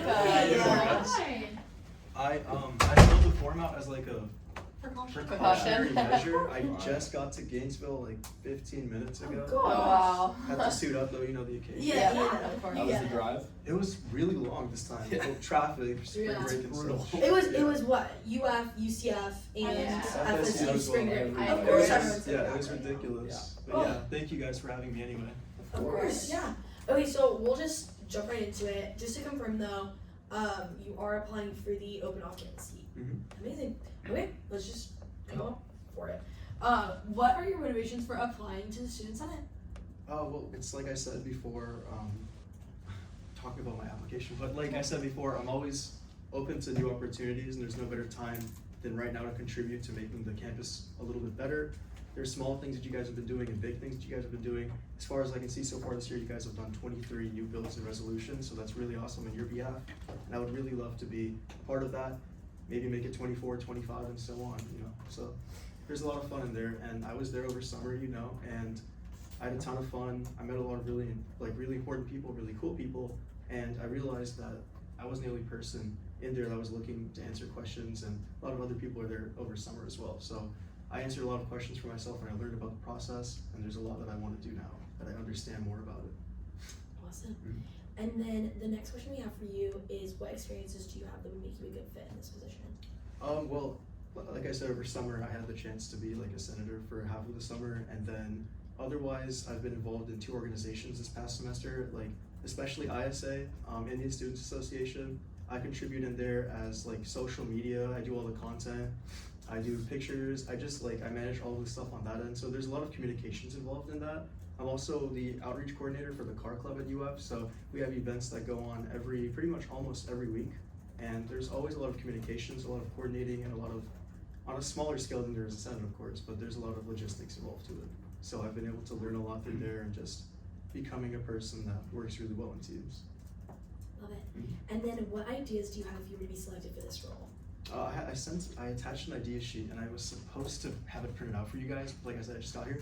I have 4 ideas. I have one called the Construction Transparency Act. It's pretty much using existing UF communication materials to like communicate when there's like shutdowns in different parts of campus. Like for instance, around like the business school, huge shutdown one day, and then like the next day it's gone. So like everyone that like normally goes around, they were like, oh, it's actually open. So like stuff like that. My other idea was also for off the dome. Give me a sec. The other one was also, I used to live in Graham area, so I was looking towards like just like a personal thing, like a resolution to maybe encourage the school to do a memorial in the namesake of the 3 people that were built, or named after the 3 buildings. The other one that I had was Gator Grumble, so that's what I'm calling it, like colloquially. It's pretty much like a platform that we can make at UF, kind of like Yik Yak, where we can like officially put complaints that we have about things. And if the complaints are realistic and you're hearing about them enough, we can actually go forward and have the right people pass legislation to maybe amend some of these things. And yeah, those are like the 3 major ones. I have a 4th one called Creator Access. So it's pretty much allowing university students outside of the journalism school to access the cameras and some of the equipment if they want to use for content creation around campus. Because if you go to I took like a journalism elective for fun, and they have so many cameras, but it's only for J school students pretty much. So if you can encourage people to like go and rent these things and maybe start doing content creation, it's cool. I mean, you guys have already in Senate, and he's like a huge content creator, so I'm sure he would maybe want to get behind that. And Zach, he likes doing his coffee videos. Yes. Yeah, so there's a lot to get behind. Yeah. No, I love it. Well, that's all the questions we have for you. Do you have any questions for us? How are you guys doing? Good. Very good. I just came in here like a storm. Long day, right? Long day, but we need this. When did you guys get back? I got back last night at like 2 a.m. This morning? Well, yeah, this morning. Yeah. Oh my gosh. I got back yesterday like dinner time. Okay, that's nice. How about you? at like 9 a.m. Oh wow. Yeah, look at that. same. So you guys left at like what, like 5 in the morning? No, I'm from Orlando. So for me, I left at like 7. Okay, good looks. Yeah. Awesome. Yeah, how has it been so far today? What, anything unique? Any new prospects?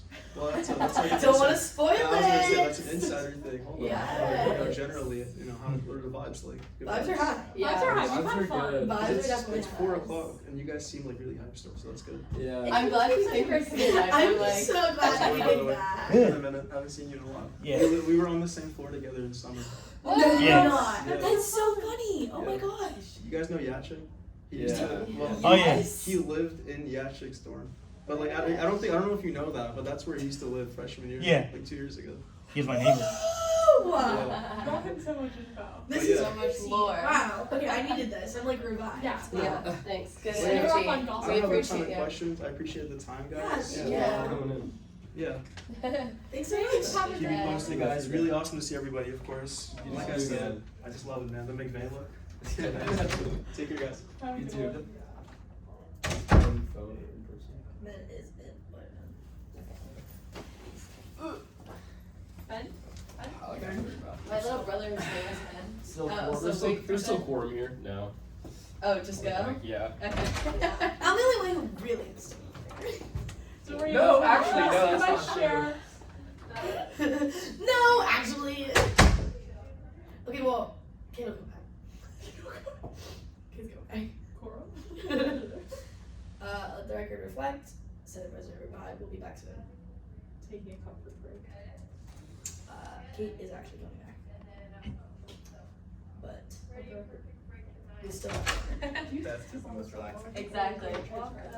You can come sit right in there. Okay. I was gonna talk about like actual motion. Hi. Hi. Do you all have copies of my resume and idea sheet, or? Yes, we have them Okay. online. If you have them printed and you want to, like, we don't mind, but Yeah. we have them. But just to confirm, you are interviewing for the open off-campus permanency. I am, yes. Amazing. So how's this gonna work? 5 minutes, 3 questions, the usual. So you get it. We'll just hop right into it. What are your motivations for applying to the Student Senate? So I've really been interested in student gov, I suppose, since high school, when I saw what impact it could make, and when I was a part of that impact, I really enjoyed it. So when I got to college, I started asking about student government, meeting people in student government, and I saw some of the strongest opinions about it, and some of the big impacts it could make. And especially when I met people who were in student government, I saw how passionate they were, and how much good work they wanted to do. So when I joined a couple of law clubs, for me, the undergraduate law review and the mock trial team, I really saw how legislation was passed and how it worked and how strong people felt about it. So I looked into student gov and I saw this is where I could make that impact. And when I met more people, learned more about it, I discovered that Senate was the perfect place to do that. And that's why I'm here. Amazing. And then the next question we have is, what experiences do you have that would make you a good fit for this position? So I suppose going way back, high school was probably the first relevant experience, and as a senator in student government there, I learned a lot of the committee work that was relevant, and a lot of policy making and deliberating and discussing with people about how to best shape that policy. And then once I got to college, I joined the undergraduate law review and the mock trial team. I saw like how to argue over certain legislation, how to make compromise, how to discuss it effectively, and also like what the implications were, not just judging it on the merits of the legislation itself, but like what the legislation would actually do for people. And I suppose the most hands-on experience I have is in my fraternity. Over the past semester, I've served as the alumni coordinator and as the house manager of my fraternity. As an alumni coordinator, I've really gotten to understand how to get close to people, how to discuss things, how to build consensus when it comes to like sending out emails or getting alumni to events, or trying to cater towards not just the people in my fraternity, but the alumni and prospective new members, and trying to advocate for a certain group. And when it comes to as diverse the interests of off-campus students are, it's really relevant. It's really key to make sure you advocate for all those diverse interests in a way that really stands out for them and not just for all the students overall. And then as house manager, of course, I've learned consensus building and trying to actually get people to do the work, not just tell them to do the work, so when it comes to actually implementing legislation and, and working towards like writing it and, I guess bringing it to the Senate floor, like I have leadership experience in getting them to do so. So I suppose all my most recent experience in college has prepared me well for the position. Awesome. And then the last question we have is, what ideas do you have if you were to be selected for this role? Like I said, I had a lot of ideas that I was passionate about, and I think there's a lot of diverse interests among the off-campus students, so it's hard to cater to that. But if you see on my idea sheet, there are two that I'm specifically passionate about. That would be a campus-wide blood drive and alumni career connections panels. As for the campus blood drive, I think it's a way that we can get all the off-campus students on campus and get them involved, and especially in a way that that each of them could commit to. And we already have so many blood busts around and so many students who donate. I feel like having a singular day or singular week where we target advertising and the amount of those buses, maybe add incentives. Like they already have shirts and I think a $20 discount on certain items. But if we had dining dollars or UF merch, it'd be a way to show the philanthropy of the student body and basically kind of co-opt the blood drives that are already going on, and just really put student government in a good light and show what they're doing for each of the off-campus students, no matter how diverse they are. As for the alumni career connections panels, I think that's also a way to cater to the diverse interests specifically. Have alumni come in for certain colleges and certain majors. So as a political science student, I know it's hard to find specific advice for their career plan and that going on. But have an alumni come back and talk to all the students who have those interests. And it's a way that you can show the student government cares specifically about the goals of each student and their aims and their life plan, even though it's so diverse, especially among off-campus students. So not just catering to their major, but their career plan. I think it's generally a way to get all the students involved and bring them on campus to work. So yeah, those are the ideas I'm most passionate about. But you also see ideas about increasing accountability and cooperation and coordination in Senate, which is more general, but yeah. Awesome. Well, thank you so much. The only thing that we have left is to ask if you have any questions for us. Sure. I guess what's your experience like in Senate, and what advice would you give me if I were to get the role? I can take this one. Awesome. For me, Senate is definitely you get out of it what you put into it, and that not only goes for making an impact with the student body, but also the connections and the friendships you build. So just truly for me, getting into the chamber and just making sure I was talking to as many people as I could and sitting with new people and just truly forming those connections that'll help you when it comes to writing legislation within the chamber and then also things outside of Senate. Awesome. Thank you. I really, really appreciate it. Yeah, of course. Thanks so much for coming in. No worries. Have a good one. I hope you'll have a good day too. Thanks.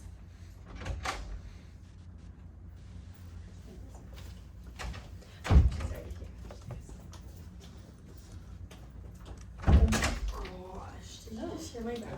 Welcome back. I need the back braces that people have when they have scoliosis. But I just need one for right now. Just for right now. I'm scared that I'm getting scoliosis. No! I was walking. From what? Can you get that as an adult? Or develop it? Yeah. I mean, if there's constant imbalancing the weight shifts. No, because yeah. I carry around my lunch. Oh, And I think How heavy is it? Sorry, we're talking about developing scoliosis in old age.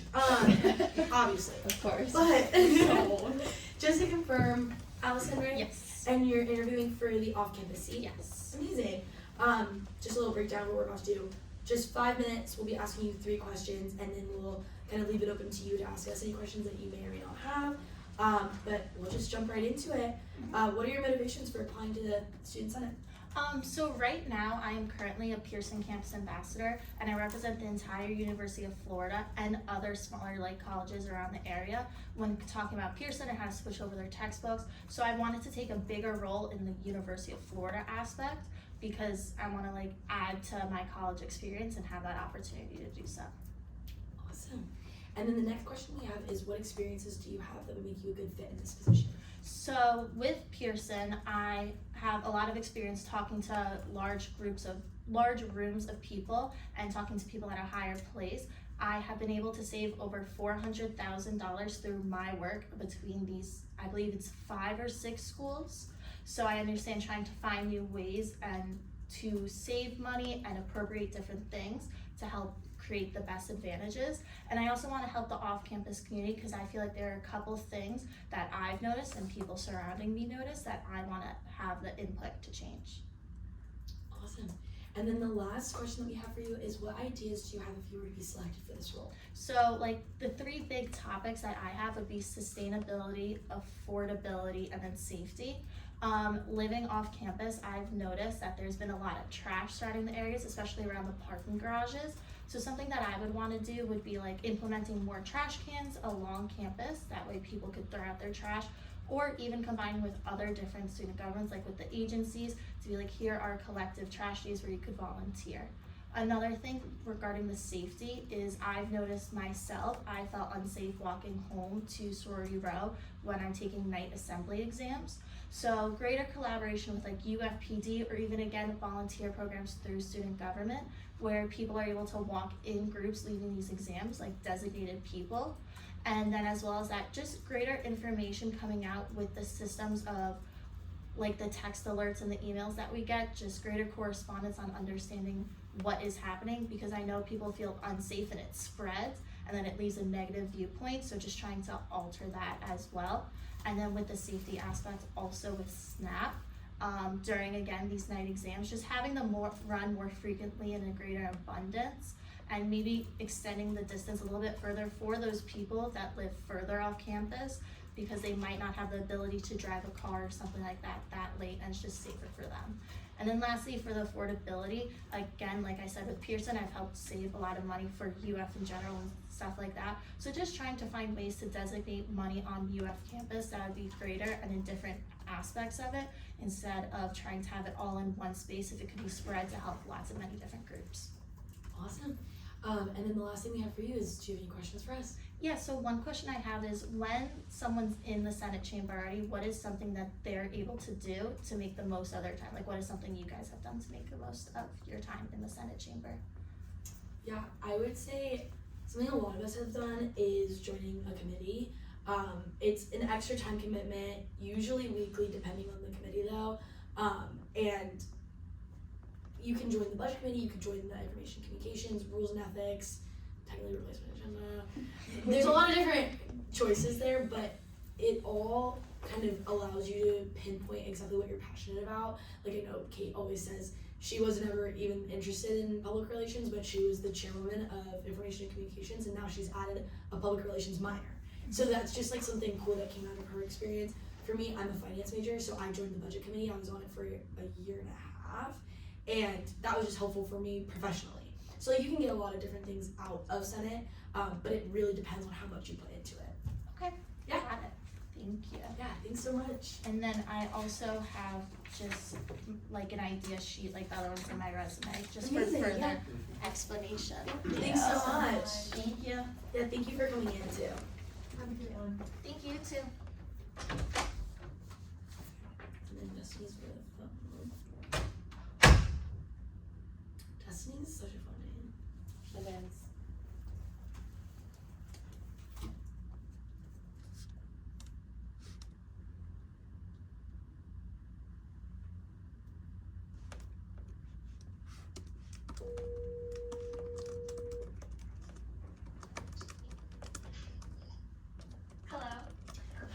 Destiny?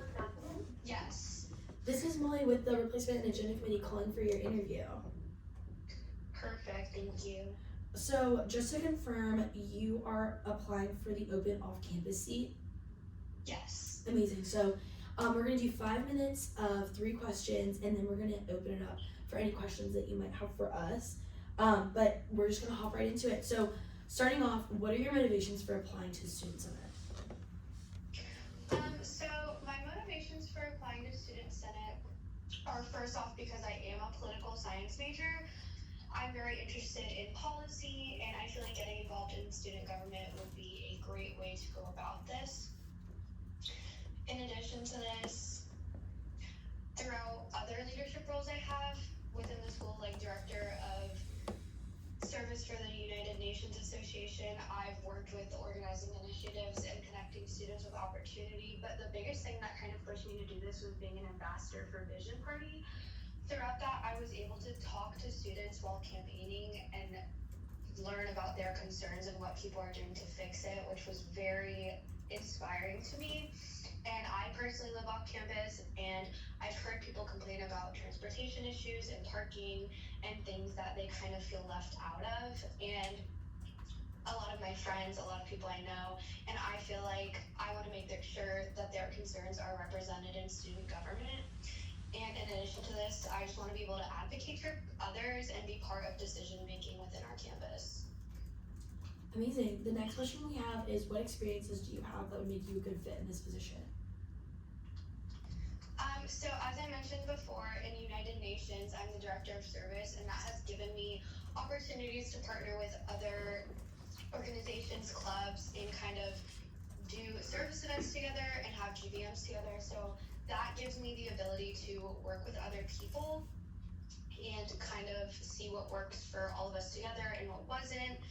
I've organized service initiatives, build partnerships with community organizations, and while doing all of that, I've had to increase student engagement, coming to GBMs, participating in events, and it helps me learn leadership, organization, and the ability to manage projects that impact a larger group. As a Vision Party ambassador, again, I've worked with students or future constituents to understand their concerns and communicate my ideas more clearly, as well as theirs, and like my ideas which I would do to help them. This experience has helped me be more confident in engaging with people and also more efficient in representing different perspectives.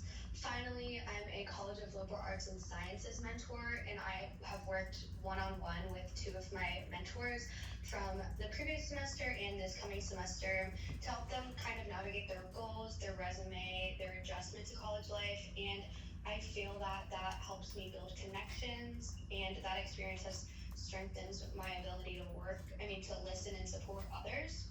And finally, I had a job for 4 years in food industry, and experiences like that helped me manage responsibilities in a fast-paced environment, be respectful when dealing with customers, and working with a team that has taught me how to be accountable and how to communicate.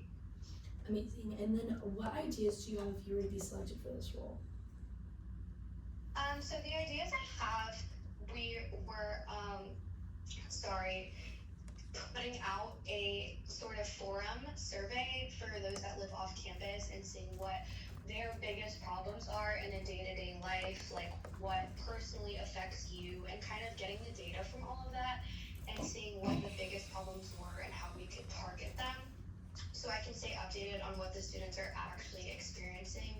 In addition to this, I know sometimes communication and kind of distance can be a problem when you're living off campus.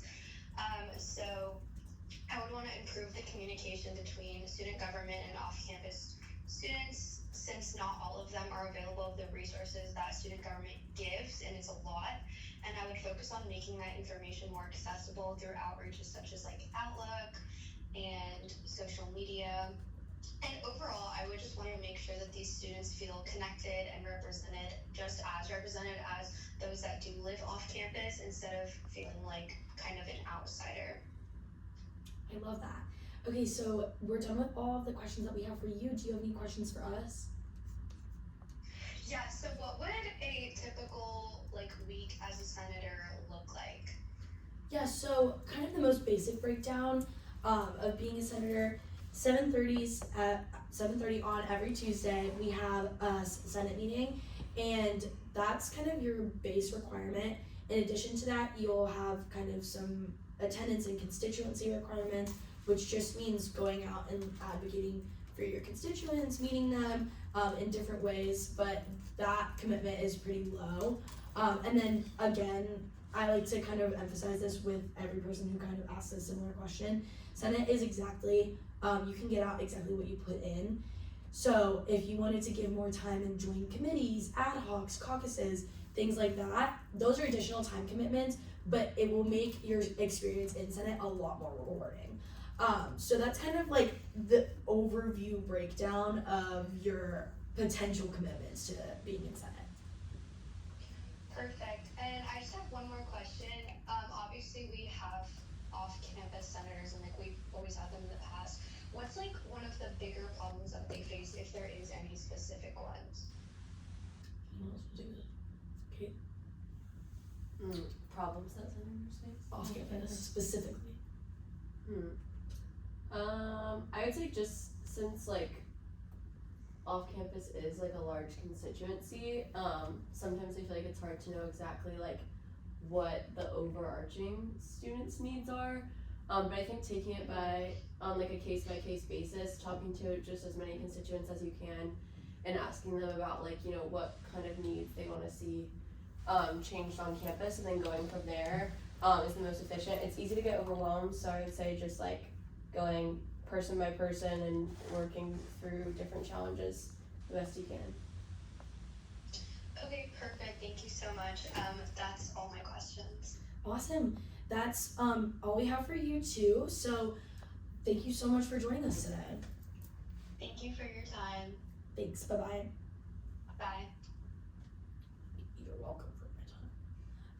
No. I'm like, I don't know how to respond to that. Like, thank you too. Anyways, moving on. Of course. Of course! Of course I'm giving. How many hours are we gonna do? Time doesn't pass in here. 6. That's what I'm like. I wanna go back to the fishbowl. There's light. Though no windows. Yeah, Yeah, but like I hate it the feels conference room. it feels exactly the same as it did at 11. Yeah. I hate it! I know. Sometimes when we're up here, I'm like, it is 5 a.m. The offices, I would do homework in there. I'm like, wait, I have no idea. No, you how literally long don't know. The office is so creepy. Wait, Rylan is in person. In person? For I&C. Yeah, but like, I've always had a problem with my right knee. Okay. A significant problem. But Me, but it's my hip. LCL, It's my right. MCL, ACL, PCL. Okay, and Which part of it? I have no idea. My knee. Outside, top, Right here. My the hip bottom, always where hurts. like the bottom. Yeah, of where it, it's like that's this. called your patellar tendon. You probably have something called OSD, which is Osgood-Schlatter's. It's when you have there's a lot of tension Yeah. when you're growing. When I'm like sitting at the doctor's office and you know when your legs hang off the thing. Yeah, they like hit it. It like hurts. Like a little. Like when it's Yeah. like extended. It's your patella. And when I do pull-ups, of course. Yes, on the pull-ups that she Yeah. has. It hurts when you pull ups. That's weird. I was just I'm hoping. Then I have a knee story. My friend I like cruised with, she like fell down like on the cruise and like completely busted her kneecap. So I had to push her around on her wheelchair for the rest of the cruise. I like can't do anything medical ever. Like it freaks me out. Same here. I can't say the Very word stressful. tendon in Yeah, I front was of home most of the her. time. So She hates feel it free to so sit much. right here. She just like goes Just the throughout. word? Yeah. Not even Hi. Yeah. Okay. We mixed up the seating since last time. Yeah. Yeah. Good place. Awesome. So, Rylan, right? Yes. Perfect. And then just to confirm, you are interviewing for the Information and Communications Committee. Yes. Perfect. So the way this is gonna work, we're gonna do 4 minutes of some general questions, and then we'll move into 1 minute of technical questions. But we're just gonna jump right into it. What is your motivation for applying to the seat? So I, in my original interview, one of the reasons why I wanted to join Senate in the first place was to kind of work on the connection with constituents aspect. And so since going to my first Senate meeting and kind of starting to understand like the lay of the land, I think that joining this committee is really a great way for me to do it. So also I think the aspect of like new senator orientation that this committee does is super interesting to me because as a new senator myself, I kind of came in and had really like no idea what to expect or anything. So I want to kind of help with the efforts to educate new senators who were like me like 2 weeks ago. So yeah. Love it. Okay, and then the next question that we have for you is, what experiences do you have that would make you a good fit in this position? So I kind of just talked about it a little bit, but as a recent new replacement senator, I think I have insight about like what would have been helpful for me to know going into my first meeting, because like I said, I came in pretty much knowing nothing. And so I think that will definitely help me know or be able to contribute ideas what to tell new senators. And then I think also my prior experience, I've experienced like with outreach or advertising my organizations and events to the UF student body and kind of trying to find ways to connect to the UF student body.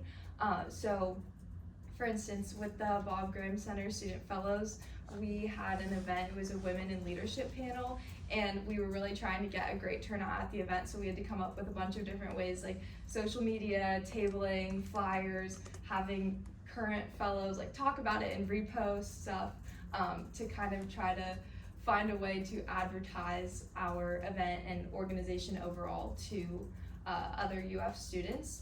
So I think for the public relations aspect, I kind of have learned through like my past experiences advertising my organizations, what's effective and what's not. So yeah, love it.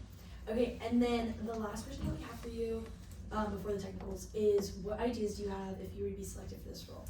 So I have ideas on both like the missions, I guess, of this committee. So in terms of like connecting to constituents, I think working on the social media would be a great way to do that. So I know there's already a ton of efforts going on right now, but one idea I had was I think maybe trying to find a way to collab with some other Instagram account or big platform that will repost our content, because a lot of times like if we're posting on Senate, it's only going to people who follow it or follow UF Student Gov. So I think kind of trying to find a way to get the word out about Senate and like what it does to people who really aren't affiliated with Student Gov at all or don't even know like all the great things it can do for students would be something really useful.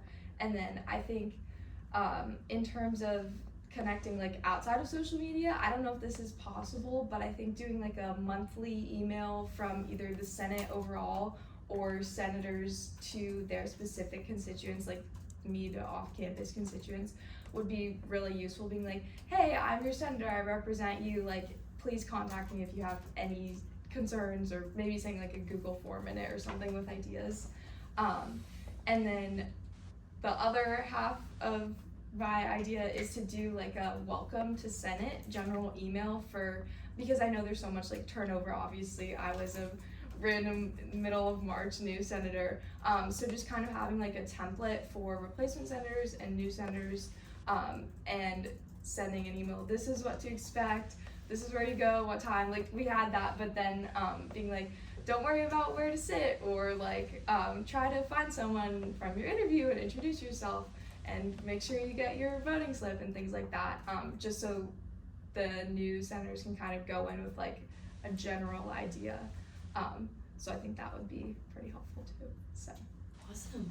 So now that we're done with all of the general questions that we have, we can move into 1 minute of the technical questions, really just one. But starting out, what are the events that I&C plans during the fall and spring semesters, and when do they need to be held? So unfortunately, I do not know the answer to that question. Totally fine. Yeah. You're new to Senate, so yeah. you have time to learn. But the answer is the Senate retreat, which is no earlier than the second week of classes and no later than 7 days before the first day of final exams. And then the new Senator orientation is by the second meeting after the election results are validated. So you went through the new Senate orientation. Have we had a Senate retreat yet? No. I actually haven't had my new center. Oh, no, you wouldn't have. Yeah. It's through R&E, yeah. So true. So, you're totally good. Yeah. You'll learn soon, Yes. but yeah.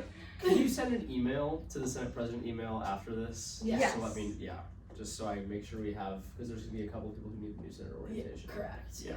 So. That was kind of like separate from my interview. Yeah. What I was gonna ask is Yeah. like if there was. Yeah, one. there will be Yeah. one. Okay. Yeah. Do you just need a reminder? We just had one 2 weeks ago, and then usually we have like a smaller version of it for senators who come in through R&A as opposed to the election. Okay, that makes sense. We'll make sure that someone explains what's going on. Yeah. Yeah. But thank you so much. Do you have any questions for us? I was kind of gonna ask more like Yeah. in general about like the events and stuff that they do, so that pretty much answers. Yeah, I can over it. But yeah, that's. Yeah, thank you so much for coming Yeah, in. thank you, and thank you again for modifying schedules. So sorry about that. Totally fine. It happens. Yeah. Thanks. Thank you. Yeah, have a good day. Night? Good night. Yeah. It's Evening. nighttime. we're losing the time zones. Yeah. Thank you. Yeah. Okay, and then Jake is on the phone. Jake.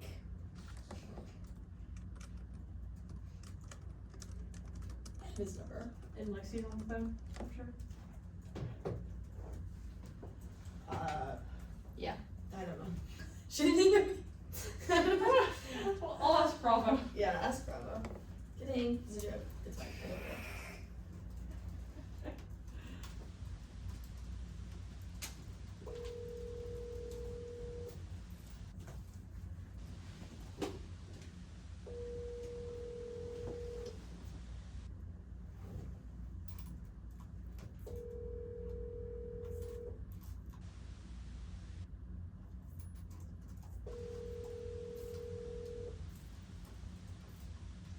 Hi, this is Jake.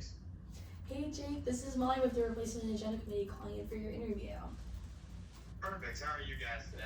We're doing good. We're almost done, so doing even better. But just to confirm, you're applying for the Budget and Appropriations Committee and the Rules and Ethics Committee, correct? Correct.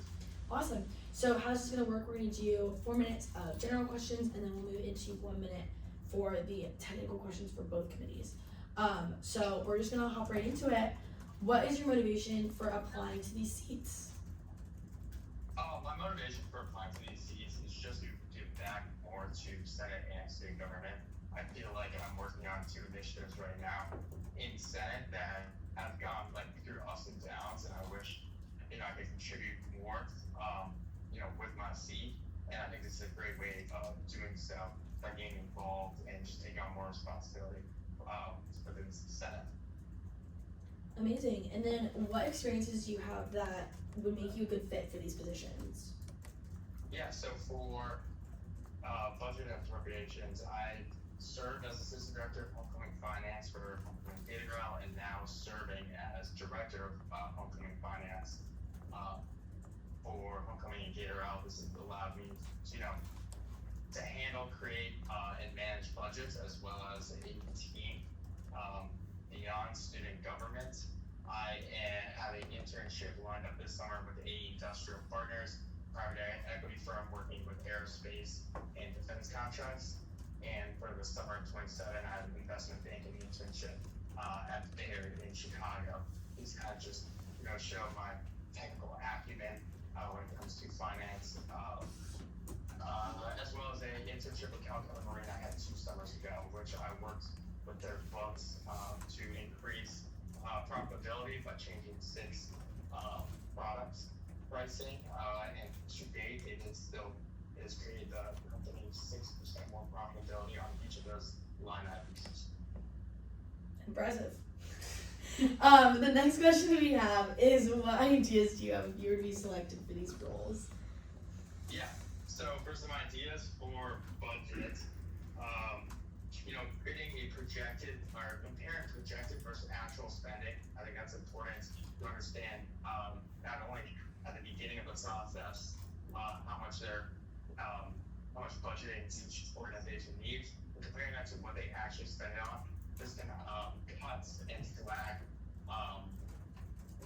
underutilization of funds, which is important, and then those can be directed in the next year's to different organizations. Also benchmarking line items, so like pretty basic, like either operational or travel items. It could be a benchmark of what Senate deems as like an appropriate amount for that. I think that's good to not have inflated prices for budgets. And the final one is a small low barrier fund. I think this is good for like new boards who don't really know the process. And while it's a significantly less amount of money, I think all smaller and developing boards get introduced to this whole idea and kind of get their foot in the door without being punished too much. And then for R&E, I think it would be cool if volunteering could be more of an importance on constituency. An idea I have is working with Field and Fork to get volunteering, especially for the summer. That's a area of improvement or an area of need for the Field and Fork pantry. And being there over the summer, like there's more time. So volunteering there, I think, would be an important thing to get more involved, like constituency-wise, with the local areas instead of just tabling and stuff like that. Additionally, I think there should be more monthly updates on the constituency for each senator, just to have more communication and transparency. And the last one is to hold office hours for especially new senators, just if they have any ideas or want to plan out when they can do their constituency. I think that would be a good idea. Awesome. So I'm out of that. I'm running to my gate right now. No, you're all good. Now we are going to move on to the 1 minute of technical questions. Starting out with the budget technical questions, what are the big four? Student engagement, student government, rights boards, and the rights teams. And then which request does the budget committee cover? Operational travel and events. And then when does the student government fiscal year start and when does it end? July 1st to June 30th. And then for the rules and ethics technical questions, how many absences does it take for a senator to be resigned by non-attendance, or in other words, expelled from Senate? In the fall and spring, it's 3 unexcused or 4 combined unexcused and excused. In the summertime, it is 2 unexcused or 3 combined unexcused and excused. And then when do absences in constituencies reset for all senators? Constituency starts first day of classes of an academic semester and ends the last Senate meeting of that same academic semester.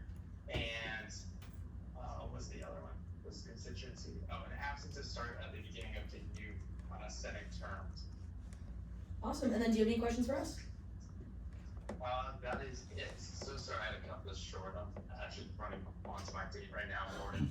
You are totally fine. I'm so glad we can make this work. Perfect. Thank you guys so much. I appreciate you. Have a safe flight. My time too. No, you're good. Thank you. Bye. Gate.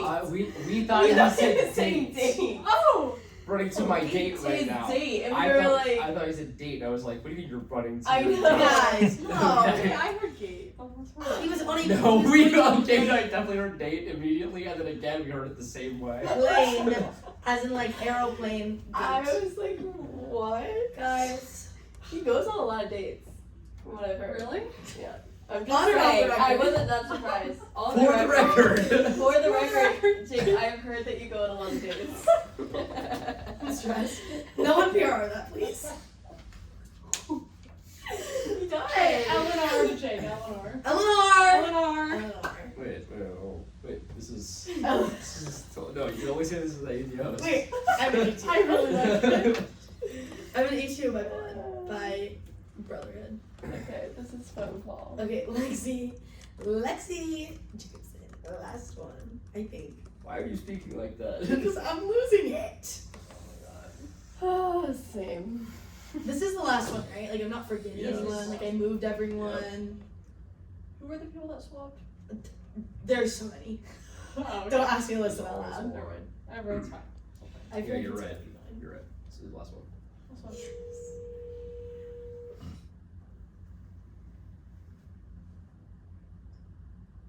Hi. Hey, is this Lexi? Yes, it is. Perfect. This is Molly with the replacement agenda committee calling in for your interview. Just to confirm, you are interviewing for the Information and Communications Committee, correct? I am interviewing for the Budget and Judiciary Committees. Okay. 1 second, please. Quick hold. I want to check the applications that we were sent. Hilarious. Quick pause. I thought that was weird. I was like, I don't think she would apply to I&C, but let me check what we have. Yeah, budget and judicial. Okay, budget and judicial. It is. Perfect.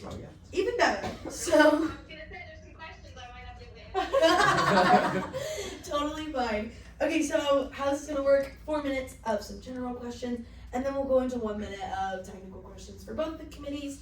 But let's just hop right in. So, what is your motivation for applying to these seats?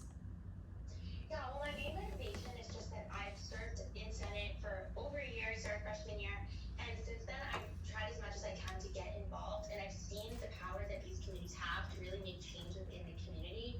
One thing specifically that motivated me was seeing how members of the committee were able to make like strategic changes. So if you're on Judiciary, you have the ability to really understand how legislation works, how to get it passed, how you can help support fellow senators into getting that legislation passed. And then for budget, you have that direct kind of ability to influence where our money goes and how to spread that knowledge to other students. So it just allows you as a senator to make more change and have a more targeted, specific impact. Awesome. Okay, and then the next question we have for you is, what experiences do you have that would make you a good fit in this position? Yeah, well, throughout the past year, I've really tried to not only just be in Senate, but also really connect with people, learn as much as I can, and also just try everything and really immerse myself in kind of how everything works. And that includes Judiciary, so writing legislation, working with people on projects, being part of the I&C Committee was an amazing experience on how to create a project from start to finish. Also just having constant connection with people on the Judiciary Committee and getting advice from older students and mentors on how to write better legislation, how to support others, how to even serve as a mentor to future freshmen or new senators. And then for the Budget Committee, I actually worked with the previous head of the Budget Committee to help revise 800 codes because I really wanted to learn how that process worked and gain more experience. So I was able to see directly through clerking and kind of observing how that committee functioned and how I could thus be best prepared had I had a place there. Awesome. And then the last general question we have is, what ideas do you have if you were to be selected for these roles? Yeah, I mean, my biggest idea for either of these committees is, again, really increasing how students understand these things work. One thing I really thought about is a program in which we teach all new senators how the Judiciary Committee works, how to pass legislation strategically. There were some previous bills on the last term that weren't written correctly, so they couldn't pass Judiciary. Obviously, different reasoning, but at the end, I think making it very clear to the public as well how things should be passed, how they get passed, and how kind of the Senate legislative process works, I think would increase clarity, whether that's through presentations or more fairs or just sending out general information. I think that'd be really helpful. And then for budget, I think that there's been some amazing improvements in increasing clarity, especially our new platform to have, startup clubs and a new package for these clubs to get off their feet. But implementing direct budget knowledge into those new initiatives would be amazing. So making sure that clubs really know, okay, this is how the budget works, this is how we can have a role, and then if something's not working, how they can fix it and what tools are available. And that can apply to the broader community, so whatever kind of needs be met. But I think there are obviously some improvements, and I would love to spearhead them. Amazing. Okay, well, that's all the general questions that we have for you. We're going to be moving into the technical questions now. It's going to be about a minute. But starting with budget, what are the big four? The big four are rec sports, student engagement, student government, and rights union. And then which requests does the budget committee cover? The budget committee covers operational, travel, and event requests. And then when does the student government fiscal year start and when does it end? It starts July 1st and it ends June 30th. And then for the judish questions, the first is, what are the 5 criteria for reviewing all legislation? So all legislation are reviewed based on constitutionality, implication, legality, format, and clarity of the bills. Okay, and then what is the procedure for reviewing legislation in the Judiciary Committee? Okay, so first is a 5-minute presentation from an author or sponsor of a bill, 5 minutes Q&A from the committee, 5-minute debate, and then 2 minutes of final privilege. Perfect. And then what can the Judiciary Committee move to do to legislation besides amend it? It can pass, postpone, table the bill, or fail it. Perfect. Okay, and then do you have any questions for us? Yeah, I mean, my big question that I've been trying to think over is there a main thing that by serving on these committees, the Senate wants to focus on really improving so that I can kind of put my attention there? Is there something that it seems would really directly impact the student body best if I were on one of these committees? Like, what role could I best take, if that makes sense? I can speak on behalf of budget. I think like a continuous goal that as a committee we always kept in mind when I was on the committee was transparency and making sure that all of our resources and everything are really accessible to clubs and student orgs. So I think just making sure that if you were to be able to join the budget committee specifically, making sure that that remains kind of the goal, because we always want to make sure we're always quote unquote org friendly is what we like to say during the committee meetings. Like if there's a chance for us to give money back to students, we want to take that chance. So any ideas that can kind of contribute to that mentality during committee meetings would be best for budget. Aaron? Judish? Yeah, for Judish, it's kind of a bit isolated from the student body. It tends to revolve more around things specifically in Senate. Now that probably should change. We should branch outside of Senate and into other parts of student government, such as like the exec branch that has more programming events. So I think having the committee, you know, sort of systemically block by block go through every line of the other codes to determine where we can best use resources to make it so that students know what's available to them through student government and you know what resources they have on campus, off campus.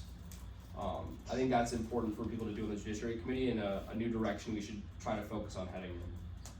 Yeah, I mean, I completely agree. That's why that's been such a big focus, was just increasing transparency. And of course, that's one of the big things student government does. So thank you so much. That would be, especially on Judish, that would be really interesting going forward as well.